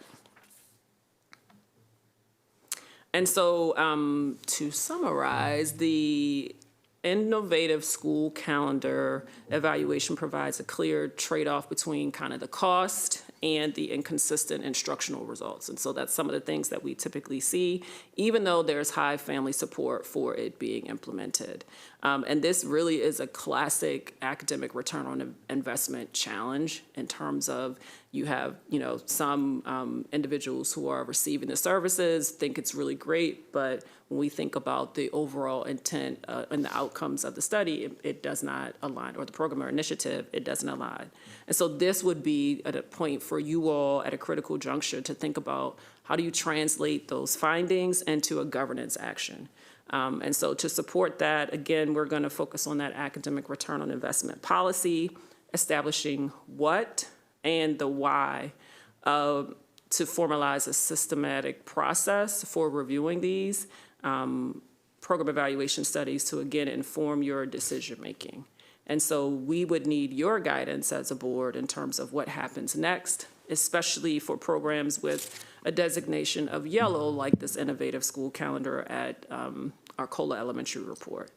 And so, again, really wanted to use this time to kind of highlight what a process could look like, leveraging a rubric to guide you on how to examine this, the program evaluation reports that come to you with intentionality, so that as you look at it, again, you're focused on efficiency, it being informed, and informing your decision-making across all the district programs. And so I know kind of what I presented this evening feels a bit amorphous because you didn't have a report in front of you, didn't review the report ahead of time. But again, going forward, you really would have that report ahead of time. You would have a rubric, and you would kind of be able to kind of walk through that process. But I wanted to describe the process for you first today so that then when we come back, we would be able to, and I'm hoping for a specific report to be completed that would be beneficial for us. And we would also have that academic return on investment policy, I would think, further developed that can inform more of where we're headed.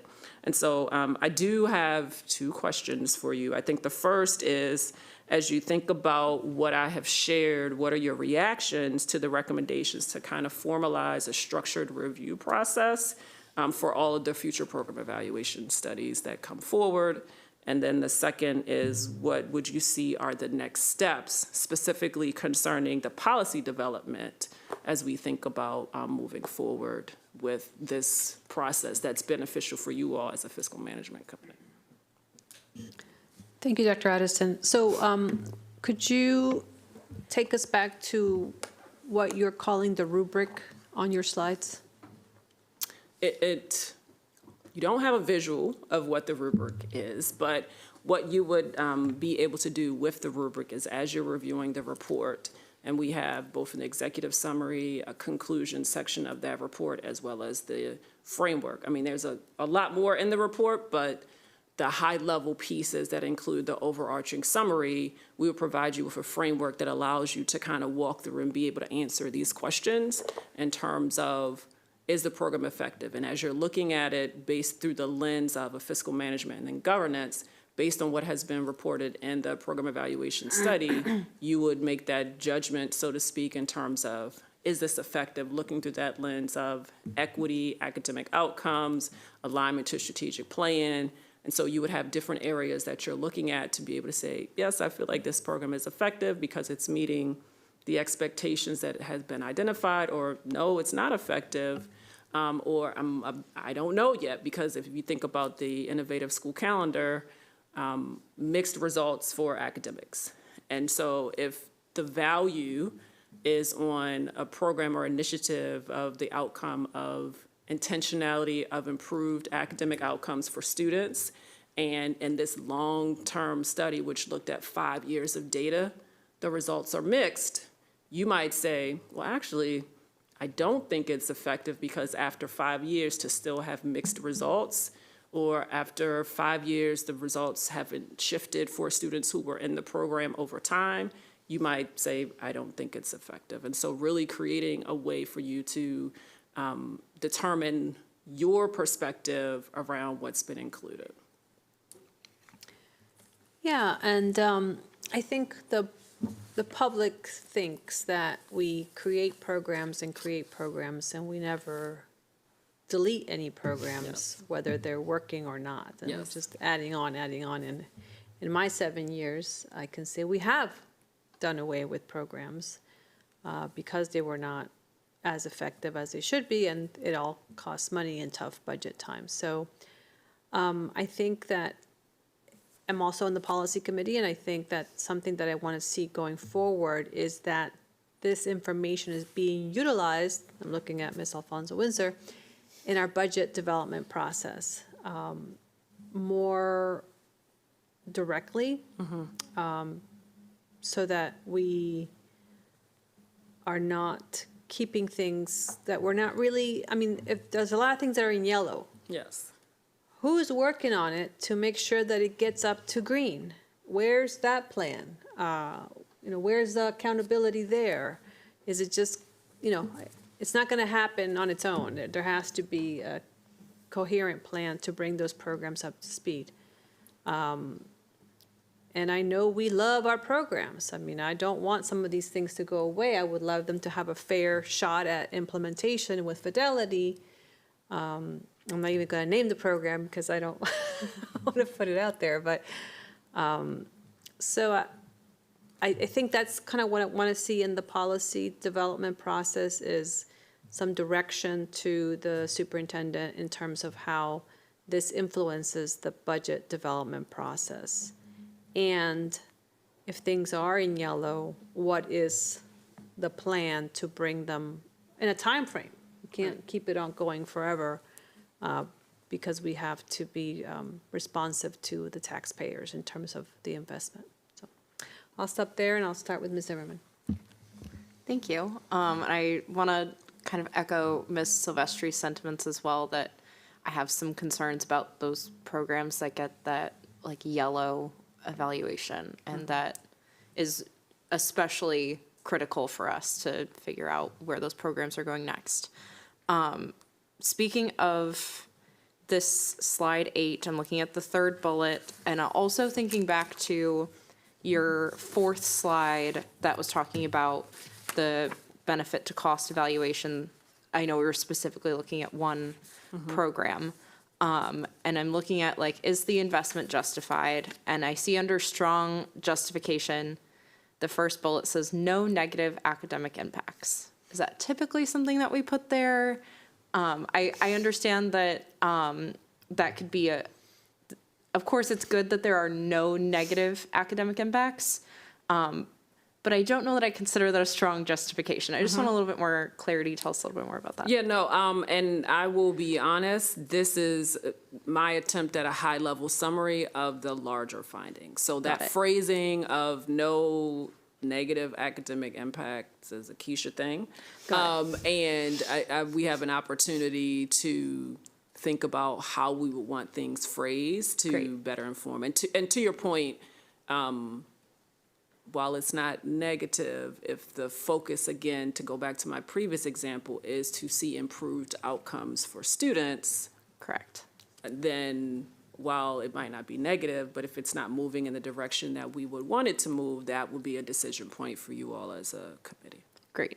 I think that some clarity and firming things up there could be great. Because I think we're on the same page in the sense that it's certainly not a bad thing, but we want to see that strong return on investment. And we want our students to be improving and to be academically proficient in all areas. So thank you. Ms. Stewart. Well, one just housekeeping thing. Did you say the hyperlink is active or it will be active? It should be active. Is it working for you? I couldn't. So I couldn't click the hyperlink, but I just copied the text and plugged it in, and I could Okay. find the findings in Excellent. a couple I different places. apologize for that. Thank you. That's okay. There was definitely Things happen, but- intentionality to ensure that you could just click it and move forward, so. Okay. work on that. No, Yes, I there just, it is. I just want to make sure if that was intentional or not intentional. Okay, so yeah, that's fine. Not intentional. So in the evaluation, will there be opportunities for the board to maybe give input on some of the, what we'd like to see in the evaluation? Will there be opportunities for that at any point in this process? For example, like what? So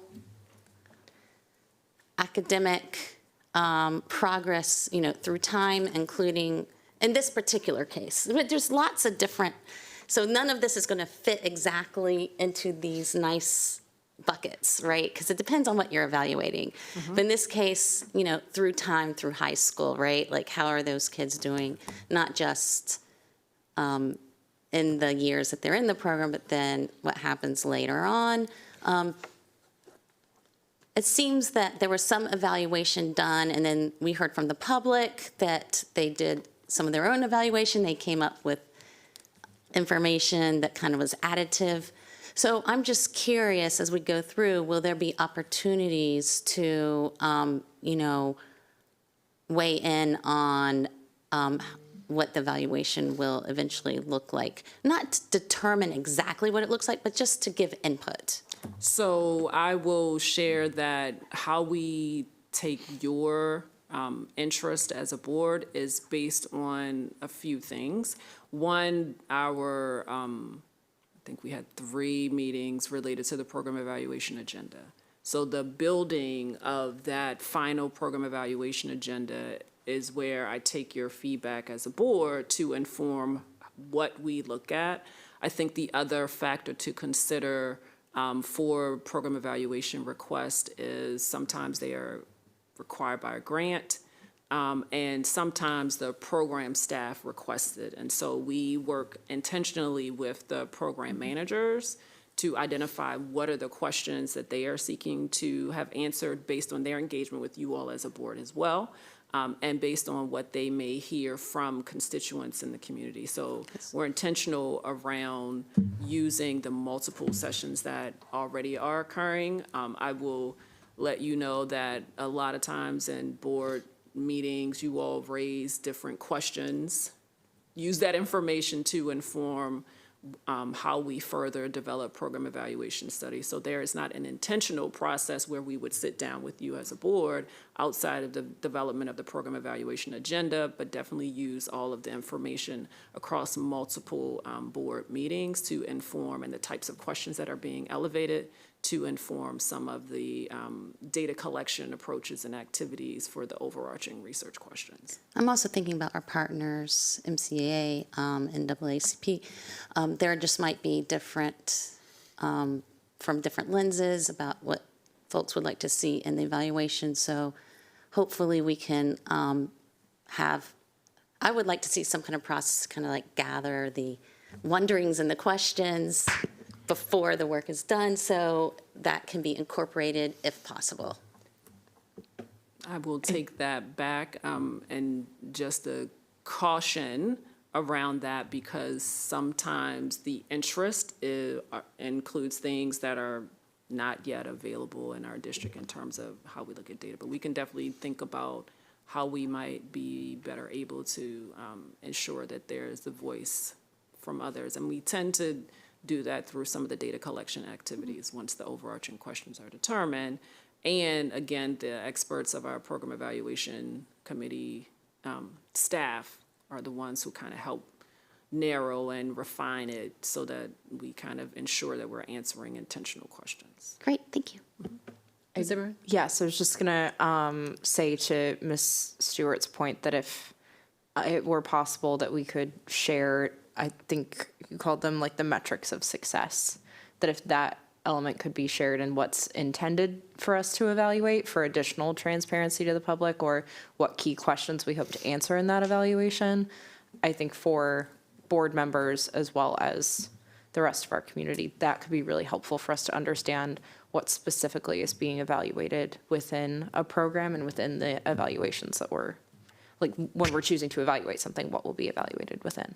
Yes, I appreciate that, and I think one of the things that we try to do is with the program evaluation agenda to highlight what those overarching questions are. As a program evaluator, you kind of get into the weeds of what those questions are, and it takes time. And so definitely need to consider to make sure that it is evident what are the high-level questions that we're answering with regard to each of these program evaluation studies. And I just want to remind the public that on the website, Office of Shared Accountability, you can see all the recently released, most recent OSA publications to get a sense for all the different things that get evaluated year after year. And like you said, some things are, the grant requires it, something the superintendent wants to see done, and some things the board, as a board, would like to see done. So, Yes. anything else? So next steps. Next steps, I don't know the next meeting, but the next time we come together, I'm not going to queue up which report I'm hoping to bring, but there's a specific report that I would like to bring forward for you all with the rubric, and so you'll have it in advance to be able to read the report, practice with the rubric, and then we come together and we can get your reaction and feedback in terms of how well did the rubric work for you all?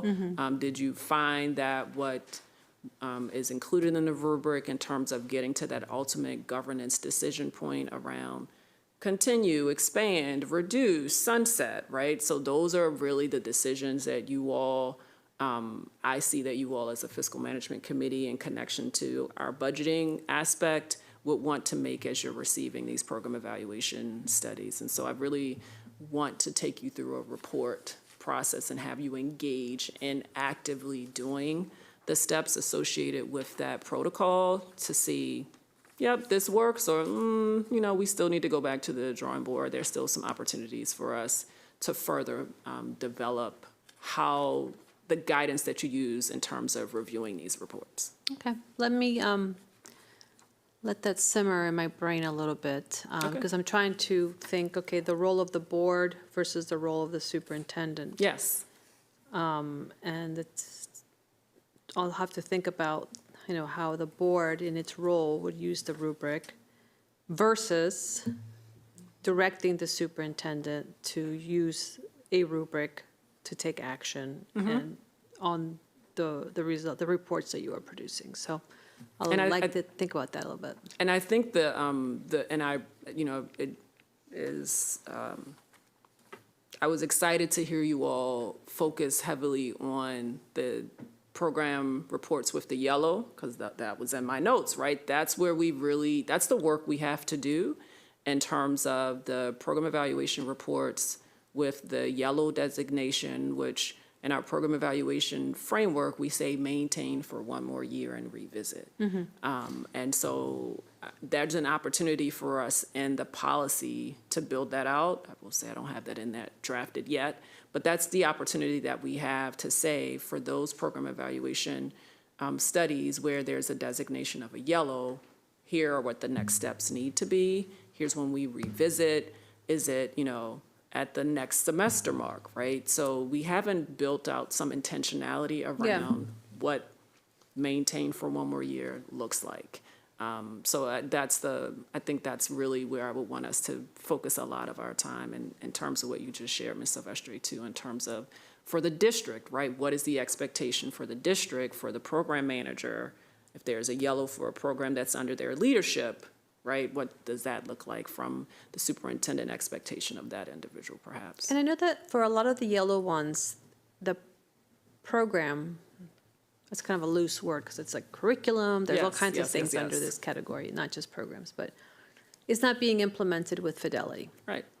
So I don't need an evaluation to tell me that it's not being, we already know that oftentimes. Yes. So I ask you to say, this program, this is not ripe for evaluating right now because everybody knows or everyone suspects that it's not being implemented. So why waste your time and your staff's time to tell you the same thing that we kind of already assumed or guessed? So I think that's a balancing act. Oftentimes it's like, yeah, it's yellow and it's not being implemented with fidelity for this and this reason, okay?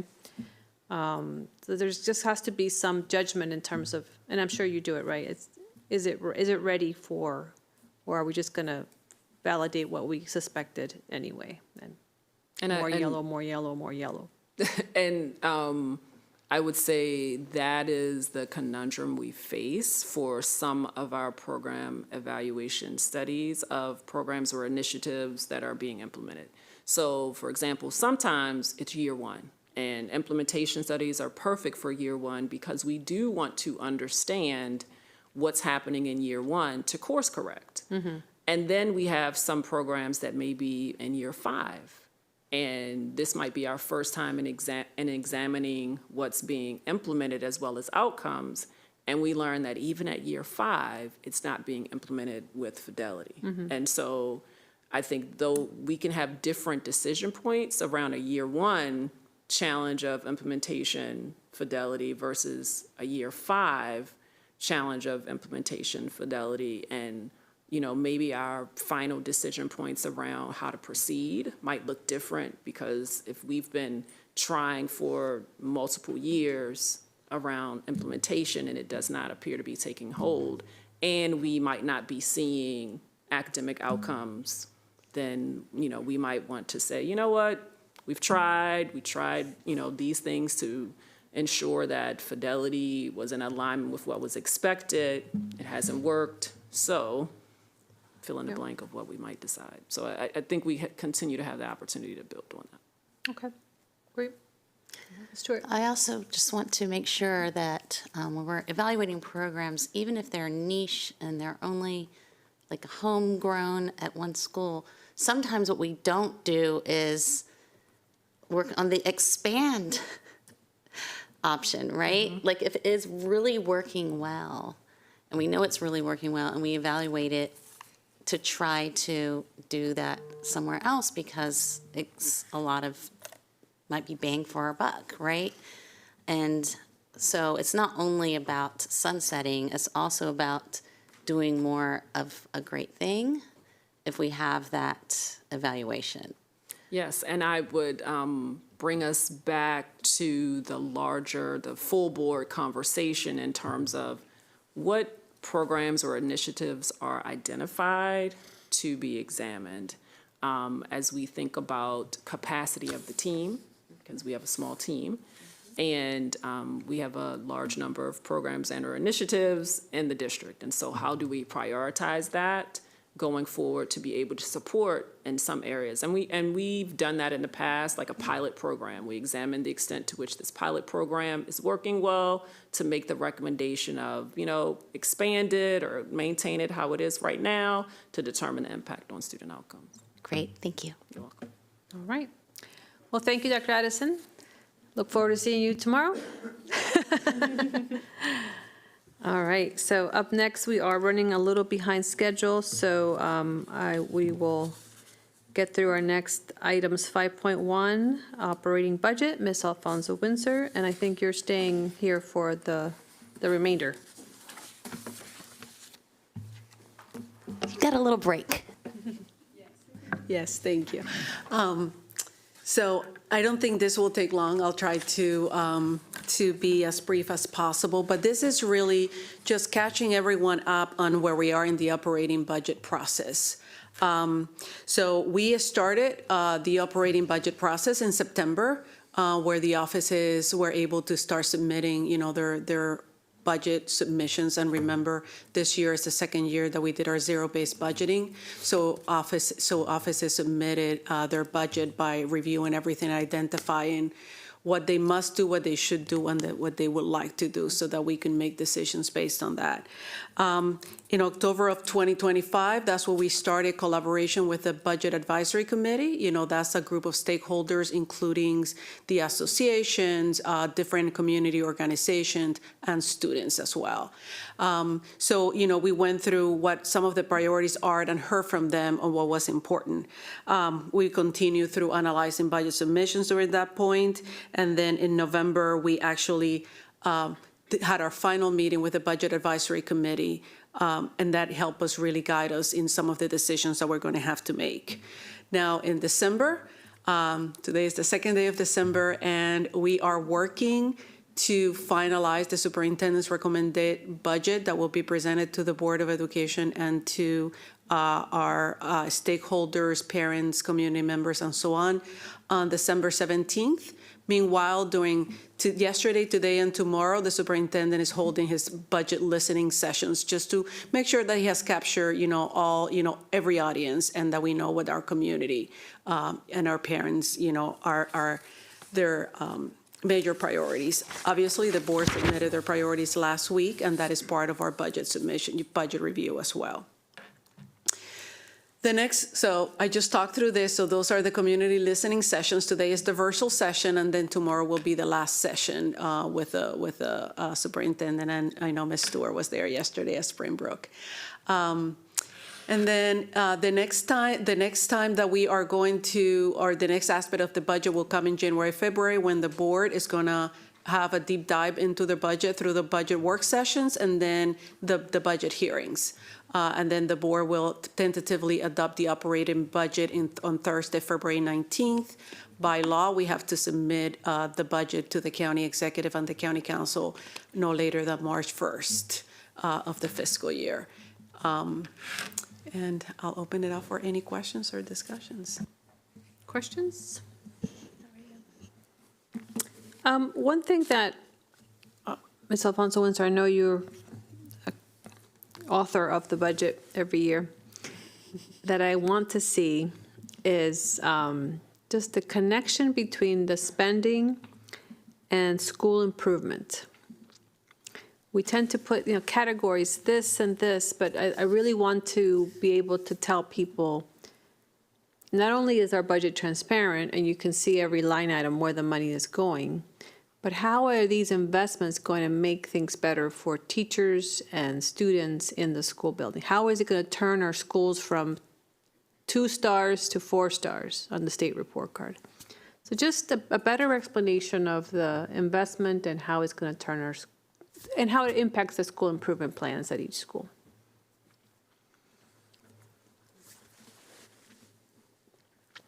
And because we were talking about benefits in the previous part of the agenda,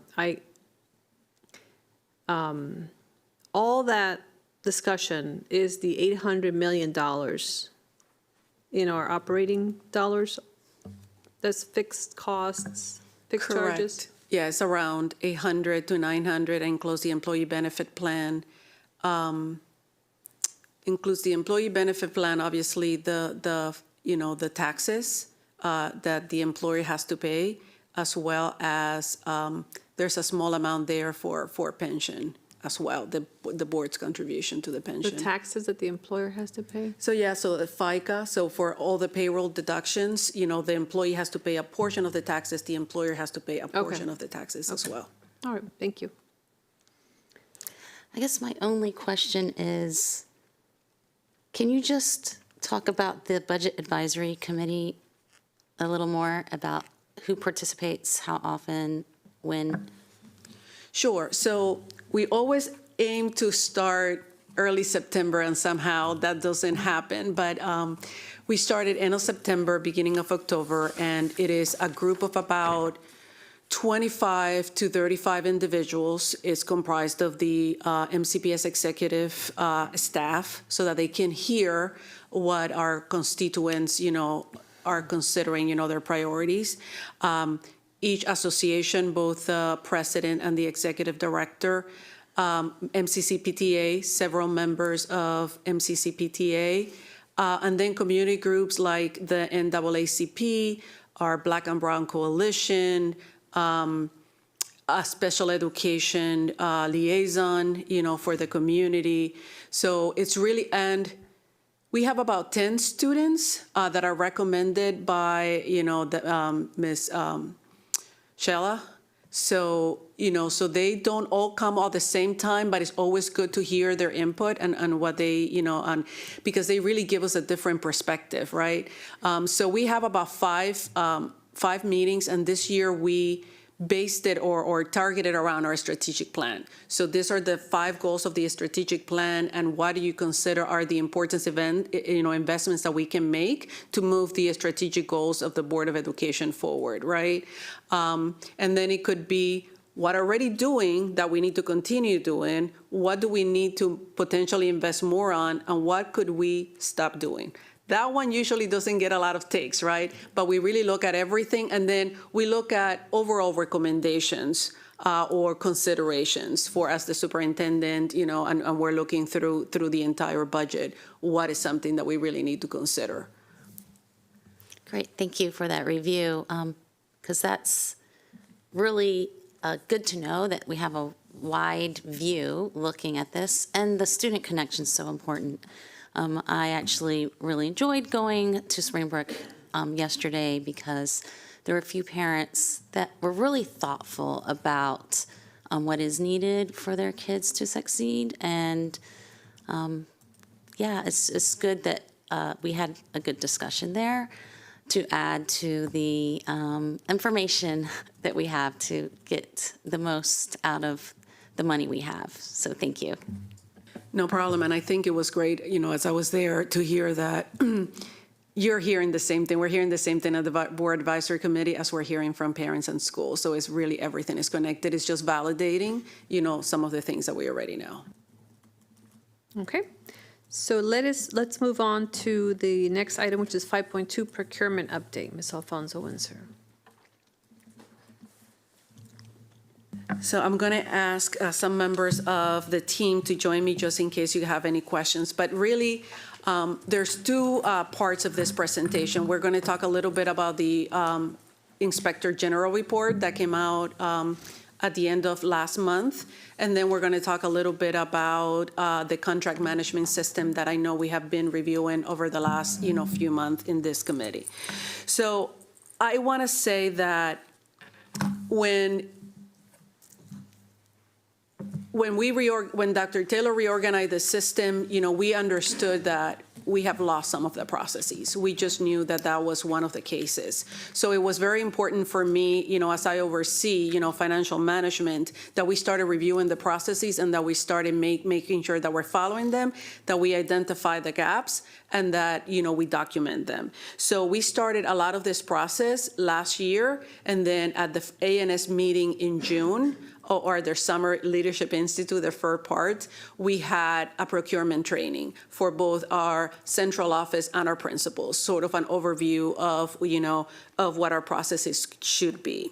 Then in July 2025, that's when we really started reviewing all our financial manuals and all our procurement processes and our procurement manual. And I just want to make sure that everyone understands, because this has been some of the confusion. We have a financial manual, which is our internal document for MCPS, so we know what our processes are, and we're reviewing that. But we also have a procurement manual that is for our vendors and our stakeholders, so that I understand what they need to do in order to access our procurement. So we're reviewing both of those, and we're making sure that there's no inconsistencies between them. And then at the last ANS meeting in November 11th, I think it was, or 13th, we actually had 3 procurement trainings, and this was, again, breaking it down by central office, then the administrators, and then the operations aspects of central office administrators and the instructional personnel from central offices. And one of the things that some of the feedback that we heard is we have to make sure that we are buildings trainings that are targeted for their specific needs. Everyone needs to have an overall understanding of procurement and all our financial practices, but the principals don't need to know down in the weeds of what their financial specialists are doing. So we're going to develop training that really addresses every different job description or responsibility, within the school system, because I think that is missing, not just procurement, but financial training in general. But if we get to the Office of Inspector General report, they really had 3 findings. And the first finding was around our processes and procedures, making sure that we outline the processes and procedures, that we identify gaps, and that we implement them, with fidelity. And that's what we're working on. We had already started that year. I also want to make sure that everyone understands that the scope of this report was FY24, FY23 and FY24. So it started in July 1 of 2022 and went through June of 2024. So that was the scope of the report.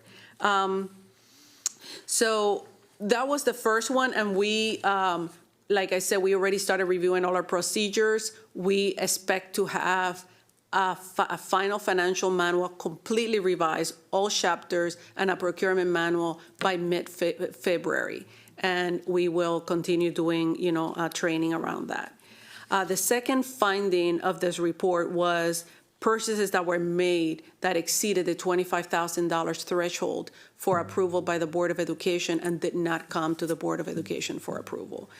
There were about 9 of those findings.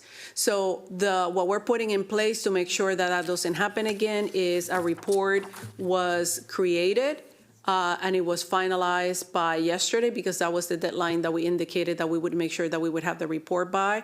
And procurement is making sure that all their buyers are running that report. Actually, it's being set up so it runs every day, so that they can just access the report as it comes up in the morning, to make sure that if a vendor is reaching that $25,000 threshold, because there were some issues where there was a vendor that we might have paid more than $25,000 at a time, and that went through, without review. But the majority of it was an aggregate of many purchases that added up to $25,000. So that if we're reaching that $25,000 threshold, there's a flag on the procurement hub, aspect of the hub, where nothing else can hit that vendor until it has come to the board for approval, and we remove that flag, in addition to reviewing constantly, the requests, the requisitions that are coming through. So that was, the second funding.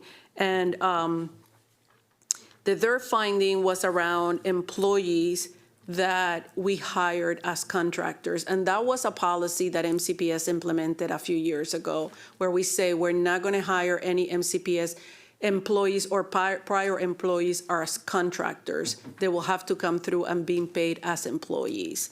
And so what we're doing to that effect is making sure that the procurement staff now has a specific role in the HCM, so that they can look up anybody that we're paying as an individual, to make sure that it has never been an MCPS employee, or is a retiree of MCPS, that the employee does not have an employee ID. That is really the key. If the person has an employee ID, we cannot pay them as a contractor.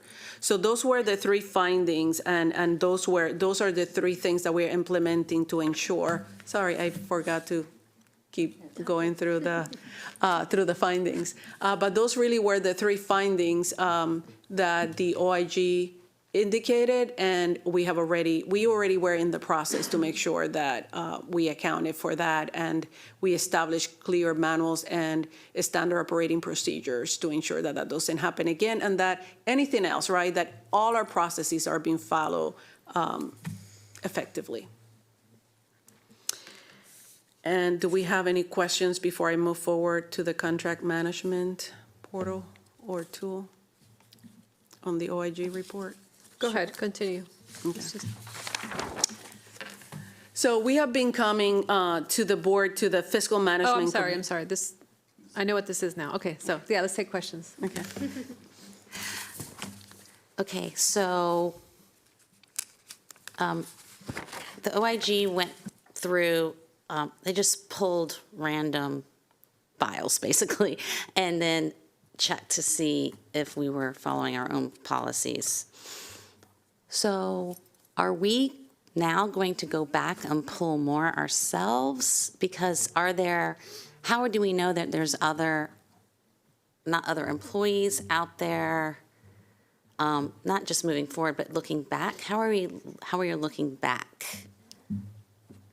So I think for employees, we do need to look back, and we haven't started that process yet, to make sure that we're not, that is not happening again, even though we're going to make sure that we check. The others, in terms of, the 25,000 and so on, this year we already looked, and there's nothing for this year. We're stopping anything that could reach that 25,000. There's no steps that we can take to correct what happened in FY25 if it happened. So I'm not sure that would be the most efficient use of time for the procurement team. We know that is something that we have to fix. We know that we have to make sure that moving forward that doesn't happen again. So at this point, I don't have any plans to go back and review FY25 and see, where we were. We're just making sure that effective immediately, that doesn't happen again. Thank you. You're welcome. Since I've been on the board, there have been at least one, maybe two attempts by the administration to raise that threshold from 25,000 to 50,000. Because we're such a large system and we come across these instances where the same vendor is getting hit multiple times for contracts. Where is that in this discussion? The board did not approve that, and maybe it was needed and would have prevented this from happening. So I just wanted to bring that up. Sure, and that came to the Policy Management Committee last year, and the decision was not to. I think we wanted to move it up to 50,000 because that's where the state of Maryland is currently at, and it's not just using multiple vendors; is the price of everything has gone up. So what a few years ago might have cost 25, that now might cost 40,000, right? So I think that's part of it. That's why a lot of districts and the state of Maryland raised that threshold. At the Policy Management Committee, they really didn't want to consider it at the time. And when I discussed this with Dr. Taylor, it's a matter of making sure we have our processes in place. We make sure that we go through this to make sure that we're following everything, and then we'll come back to the board and see if that's something that the board wanted to consider. But we really wanted to make sure that we evaluated our processes, that we identified any gaps, and and built really strong controls before we came back to the board to look at that again. And don't get me wrong, I think that if we have policies, we have to follow them. But this issue came up to me like, oh yeah, I think there was a need to raise it in previous years. Ms. Zimmerman. Thank you. Could you just go a little bit more in depth on the supplier expenditure report? Sure. So what happens is, obviously, we have 200, in some schools, 11 schools. So what happens is if you're a school and you place an order from a vendor for $10,000 and another school buys from the same vendor for $5,000, right? And you have a buyer that is approving the requisitions separately, it is hard to understand that as an aggregate, through the system, we have received more than $25,000 from that vendor. And the system, the ERP, the hub, not the hub plus, the hub, doesn't really have a mechanism to say, you have reached the aggregate. So what we're doing is creating a report. They've created a report based on the vendors that actually aggregate from July 1 through now, how much we have spent per vendor to make sure that we don't reach that $25,000 threshold. And if we're close to reaching the $25,000 threshold, then the buyer that has reviewed, the last buyer to review that vendor, because a requisition came through, says, this is something that we need to take to the board before we approve the next requisition. The office will be notified, the requisition will be rejected. We will bring it to the board to expand that authority for, additional buying power, and then go from there afterwards. Got it. Thank you. And you all didn't get a chance to introduce yourselves, so if you want to say who you are. Sure. Angela McIntosh Davis, Director of Procurement. Joel Smetanka, Supervisor of Instructional Technology, Department of Educational Technology. Carly Thompson, Executive Director for the Division of Financial Management. Thank you. Ms. Stewart, did you have a question?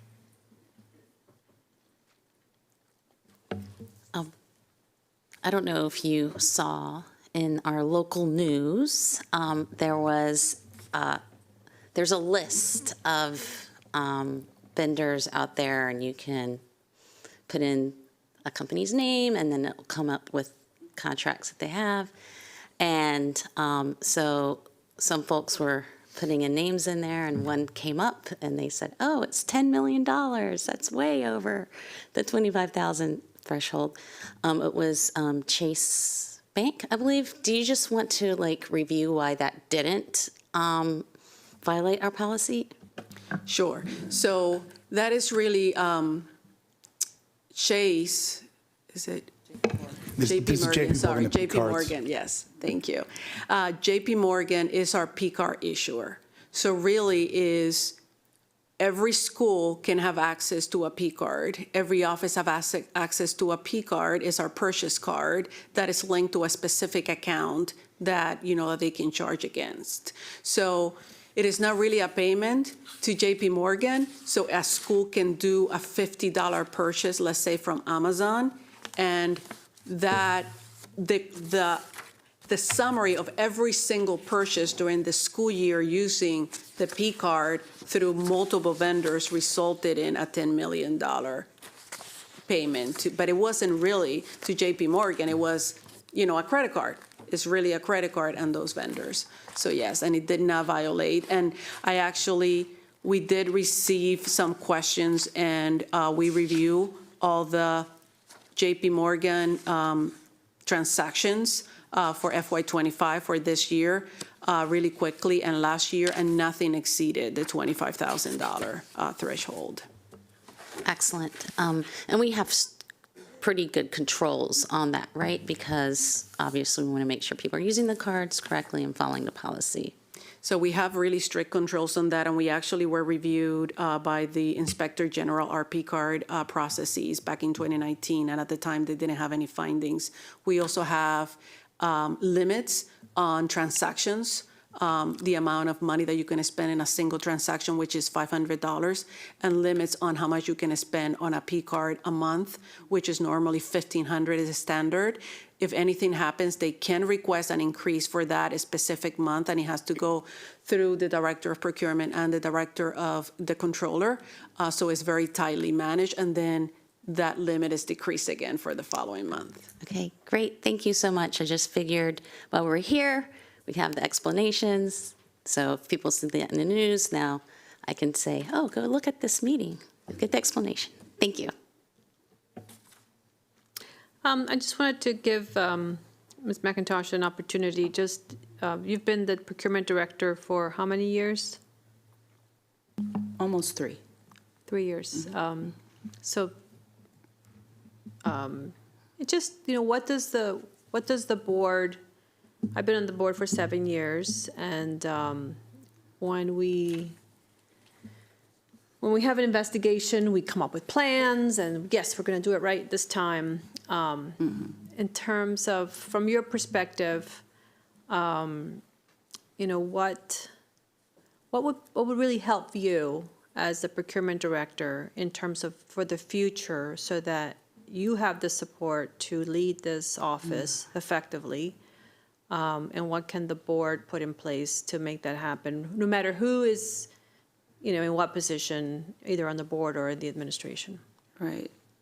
Well, the threshold is an issue. So when you brought up the $25,000 threshold, that's limiting across the board because of the size of the district, and that all schools and central office utilize all of the vendors. So having to manage that low threshold amount across the board is very challenging to my staff, for sure. And unfortunately, because the policy apparently is written with that dollar value, we have to change, it's not the regulation that can be changed to make the adjustment. So it has to go through a full policy review. So that's very challenging. Staffing sometimes, that could be helped because it's a tedious process. We are processing thousands of purchase orders daily, each buyer. So I think I would love for the board to be able to kind of see what our process is so that you understand our day-to-day. It's not, you see the consent items but it's kind of like what's behind those consent items, what comes through on a daily basis in processing and getting expenses validated, approved, suppliers set up. There's some other tools that we could use, I'm sure, with regard to the hub. Unfortunately, there's some modules that aren't appropriately working that, we can use some support in getting those hopefully up and running to help support us to be more efficient in getting processes completed in a faster manner. Gotcha. Some of those things. Okay, thank you. You're Appreciate welcome. that. Sure. All right, so let's move on. Speaking of processes, So one of the things that we've been, discussing at the Fiscal Management Committee is the workflow analysis and contract management system.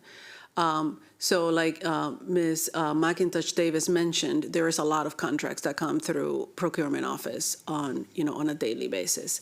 And so the team has started about, I think a year ago, correct me if I'm wrong, in defining a detailed workflow for the procurement process. And that workflow started from the creation of an office determining, I need a contract for this. We did a request, we need to do a request for a proposal. We need to select a vendor. Then we need to take it to the board, right? The entire process, and then have a contract in place. So the entire process from inception to end. And then we incorporated some of the improvements in this process workflow to eliminate some of the bottlenecks. Because I think when this started, it was trying to identify why sometimes it takes so long to get a contract from beginning to end. Why is the process more fluid, and why isn't it more quicker? Well, unfortunately, we found that the tool that we were developing, or the base for that tool, it wasn't really well suited to the heavy workflow that we have, because it's a workflow that, it may go from an office to another office, to then procurement, to another office, back to the office, then legal. So the tool is not, for a system this large, a self-created or, something that we created was not, So it's not a loss. We are going to be using that tool as a repository for the contracts, and it's something that actually when we met with the Inspector General, it's something that they raised, where all the documents for different contracts might be in different places. So we're going to have a repository. We're going to use the tool as a repository where all the documents from the inception to the end of the contract are going to be kept, and you can click on that contract and you can see everything. It's also going to help us determine when we started the process, the start date, and then the end date, so that we know how long it's taking us between, analyzing where the contracts, how long a contract is taking. And I can, I know that Mr. Spectacular and, did I pronounce that right? And Ms. McIntosh Davis, can speak a little bit more to this, but we're really looking to see what other solutions we can find to have a more comprehensive contract management system, technology-wise. It could even be that the current Hub Plus could help us through that, but that's what we're really looking into right now. And I don't know if you want to expand upon that a little bit, or if you have any questions. just, so has anything gotten faster as a result of this process? I mean, that's ultimately what we wanted to do, is make things track it so that we can speed it up, not have it held up or sitting on a desk. Well, the tool was in the implementation, so we haven't really been able to use the tool to really analyze the beginning to end of the process, how long it takes. We're going to start that. They're going to start putting in the contracts effective now forward, and then going back to the beginning of this fiscal year to at least, start that repository. I do feel all the contracts come through my desk, so I'm reviewing all the contracts and and before they move forward. I do feel that the collaboration with legal has gotten to the point where contracts are moving, a lot quicker, through the process. We're not, they're not sitting around for a month. They are moving. When an office asks where the contract is, we can get a pretty good response on, where we are in that process. Do we know exactly how long it's taking or an average time that it's taking? I don't have that data right now, unfortunately. Ms. Stewart? So a couple of us came into this after that tool was presented to be built, right? So can you just to catch us up a little bit, was that a self-made tool? We did that in-house? Oh, okay. So now we're like, okay, the in-house tool's not doing everything we need it to do. We will use it as a document repository, and that is about it, just a place to put all of our documents, but not as the handing off from office to office. So that is, how does that happen if you're not using this homegrown tool? How does that happen today? Is it just like emailed, walked? So if I can go back, so the updates that we have been presenting at Fiscal Management, it was where the development of the tool and the testing of the tool was. And it was a Google-based tool. And then when it was time to test it and test that workflow, it wasn't working, and the heavy, the heavy amount of contracts just wasn't going to cut it. So right now we're doing what we normally do. So yes, the offices submit the paperwork to it first comes through the budget office to make sure that there's money so that it can move to procurement, that we have an allocation in the budget so that it can move to procurement. Procurement takes it in, they review it, and then they determine what the next steps are. Is it a request for proposal? Is it an MOU that might not need a request for proposal? It's a single source or sole source, right? Determining where in the procurement process that falls. And then they work with the offices. Once we go through the process of either it can move forward as an MOU, and then legal can start working on the MOU, with the offices to finalize it, or whether we have to do a request for proposal. Everything is done through email, and everything is done through, the paper, yes. So when will we be hearing about a report back about looking at other contract management system options and the pluses and minuses about those? Is that something we can work on this year, coming up? We can, and I am actually gonna, because we had a meeting early, about a month ago, about what some of our options are. Obviously, everything costs money, so we have to be very conscientious of that. Budget person here, so we have to be very conscientious of that because we have a lot of needs. That's what we're looking at, tools that we currently have that we could use or we could just modify to help us. Anyone else have input on that?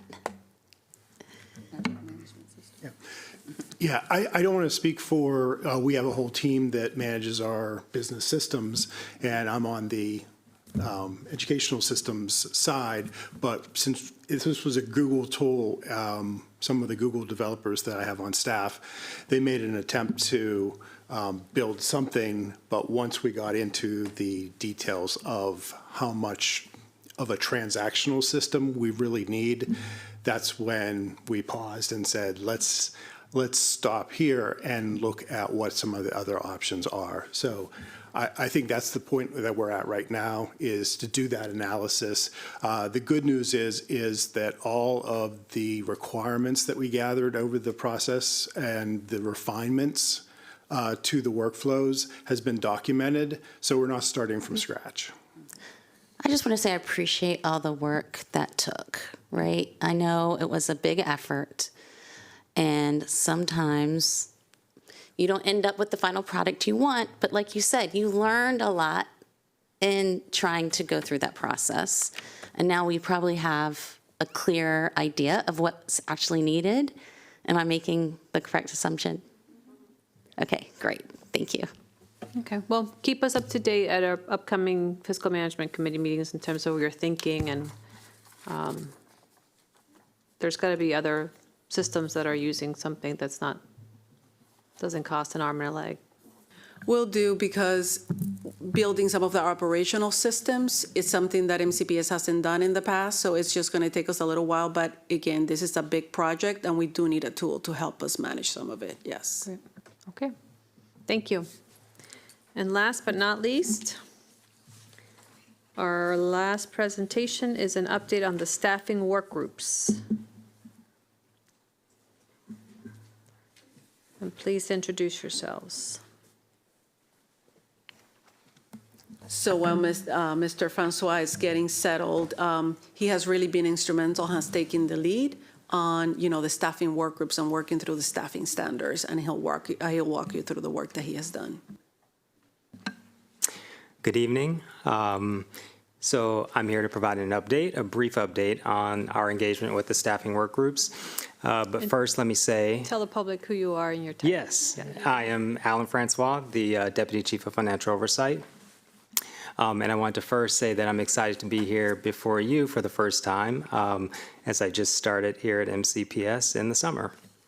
But I'm also equally excited to be part of this transformational work to improve and update our MCPS staffing standards.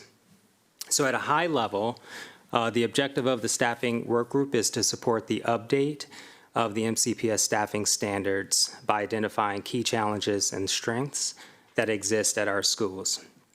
For those watching, and as you said, Ms. Silvestri, the thousands that are watching, when we talk about staffing standards, we're talking about the inputs and factors that we take into consideration when we're determining and providing staff and resources to our schools. It also includes the guardrails and the standards that school leaders must adhere to when staffing their schools. The information that we are collecting as part of this process will help us with understanding what is working well and what needs improvement in our staffing standards, all in an effort to better support our students and our school-based staff. This work is aligned to the MCPS strategic plan and the blueprint. Are you advancing? I'm sorry. There we go. There you go. Thank you, Yvonne. In the MCPS strategic plan, this work is part of Goal 4, Objective 2. As a reminder, this goal focuses on how we support and invest in our staff. Objective 2 specifically pertains to establishing and maintaining staffing standards that meet the needs of our students. This work is also aligned to the Blueprint Pillar 4. I want to note that an important component of this work will be to ensure that equity and adequacy in our staffing allocations exist at the end of this process. On this final slide, I want to talk about the engagement, and this is really the meat of what we want to provide an update on. We have had several hours of intensive engagement with the staffing work groups. We kicked this process off in September with the full staffing work group. The full staffing work group included over 60 MCPS stakeholders, including representatives from all of our union partners and school-based staff from all school levels, so including elementary, middle school, high school, and special schools. At the initial kickoff, we provided the overall objective of the work groups. We outlined the role of the full staffing work group and the role of the school-level work groups. In October, we held school-level specific staffing work groups for each school level, so for elementary, middle, and high school. As part of these school-level specific work groups, we asked the school-level work group members to think about and discuss key challenges and best practices specifically related to general education, special education, English language development, building services, and security. Additionally, we asked them to brainstorm key metrics and data that should be considered when determining school staffing.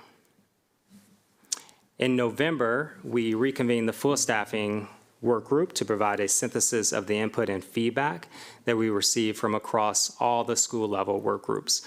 So again, we kicked off with the full work group, and then we held several school level work groups. And so in November, we wanted everyone to see that collective input and feedback that we captured through the school level engagement. So now we're in December, and so we're going to use the rest of this month to engage with stakeholders at our special schools. And we'll also provide a full work group follow-up to review potential staffing solutions and changes for FY27 and going forward in the future. So with that brief update, I'll now take some questions if you have any.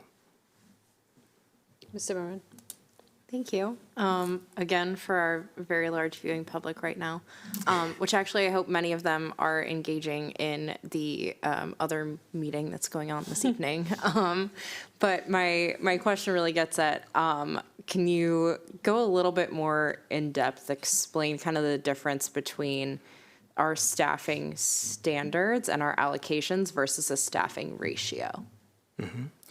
So I think what I would say is that the staffing ratio is part of our staffing standards. And staffing standards are sometimes used interchangeably when we're talking about staffing allocations or the resources that we provide to schools.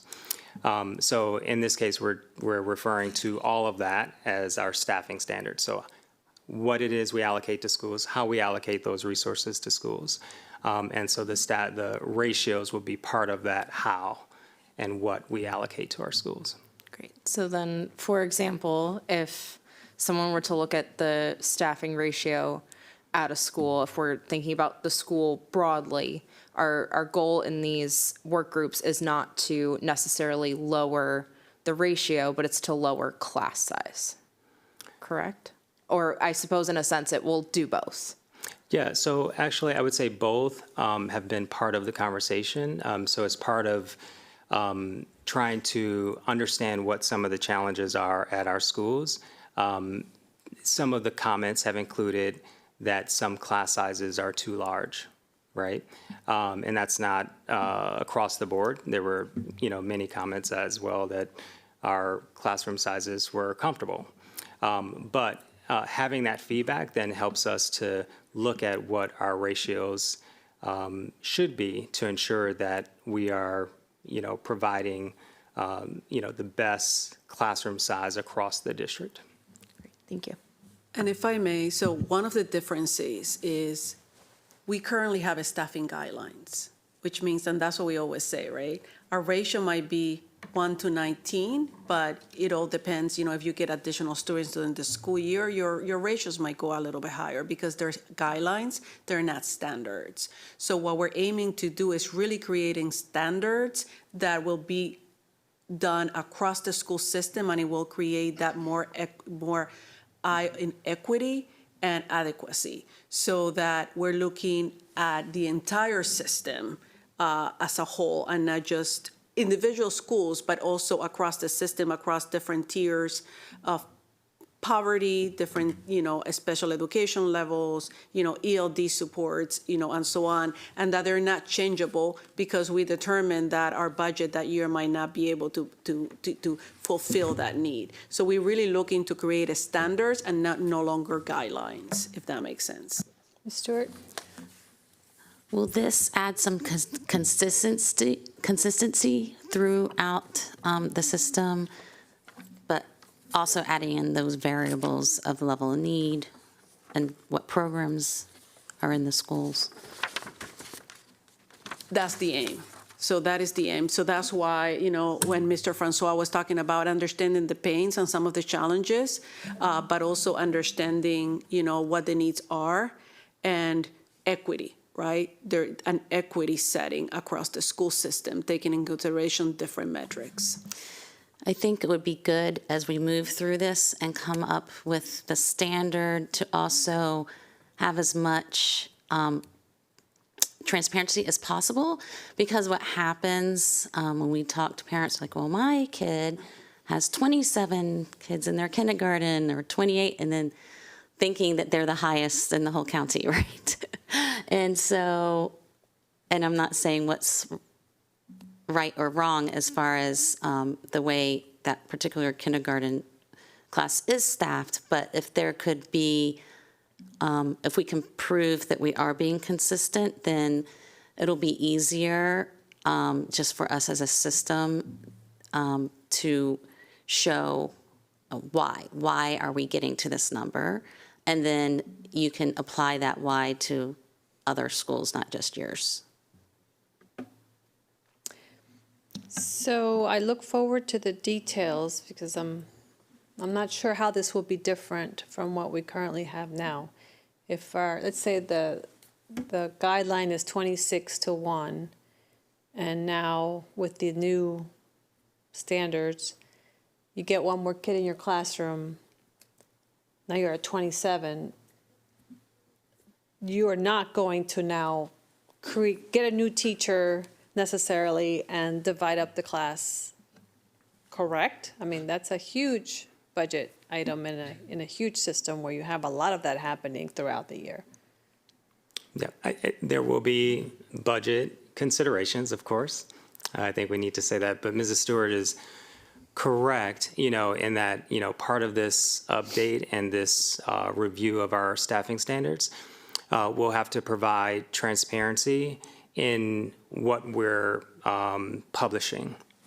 But I want to mention that also what you mentioned about, kindergarten class at one school being 28 and another school, having a different number, that's something that we want to address. And that's what a standard is to say, as a district, we don't want a classroom to go beyond whatever that number might be, 28, 27, 26, right? So that if we do see some variation across schools, we know that variation won't exceed whatever that number might be.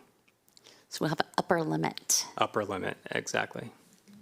But also I want to make sure that we're not just looking at class sizes, right? We're looking at every single position in a school where we're really evaluating, the entire staffing model that we go, in terms of supports at schools. And hopefully you hear about this in the next couple of weeks, in the next few weeks, some of this, but it is not going to be able to be done. Once we finish all of this, it's not going to be able to be implemented in 1 year because obviously it will have budgetary implications. So there is going to, we also have to work on an implementation plan and how we roll this out across multiple fiscal years. Okay, so I heard you say staffing, how we're using all of our staff. And so that might mean more people in the classroom, but maybe a 28 number, if you have 3 adults, that gives you a different experience than one teacher in front of 28 kids. Did you look at Title I, reduced class size? And is that being restructured or changed at all?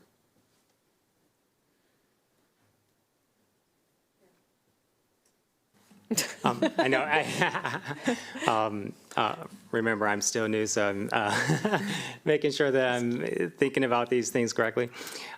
So it is part of the conversation, too, is to look at all schools, their title status, their focus and non-focus status, and to consider what are the needs at those schools and whether they should be staffed differently or similar to other schools.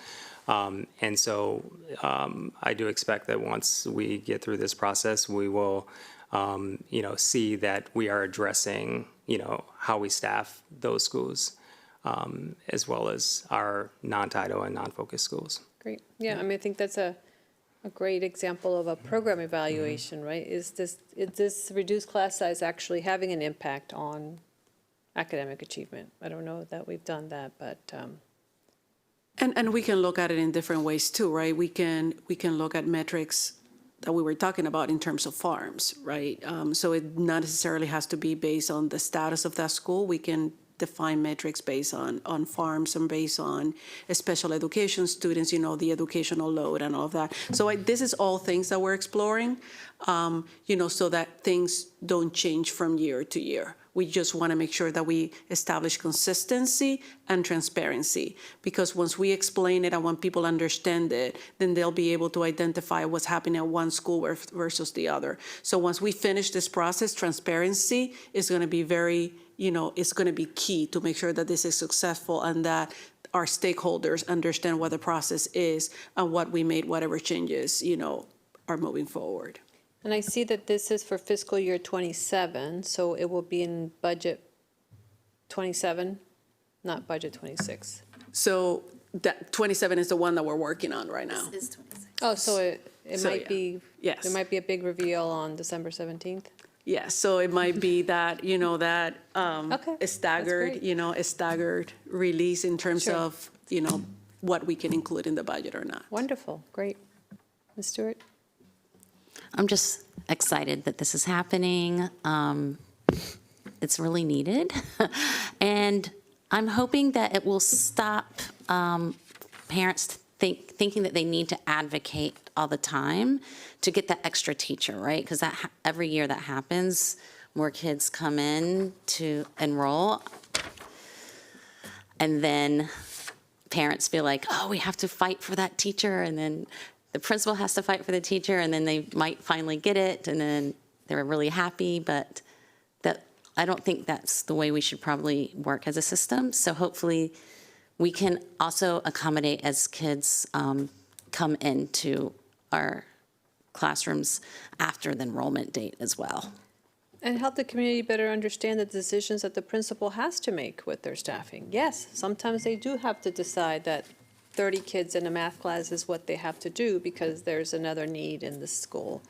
I also wanted to remind the public that we are putting out regular class size reports, and where could they find that? I know we send them to county council once a year, twice a year. So, yeah, we send them to county council on, I want to say October 15th, and then again on February 15th, first semester, and then the second semester once, staffing has settled a little bit more and we have the second semester data. And But where yes. could someone find that if they were interested in?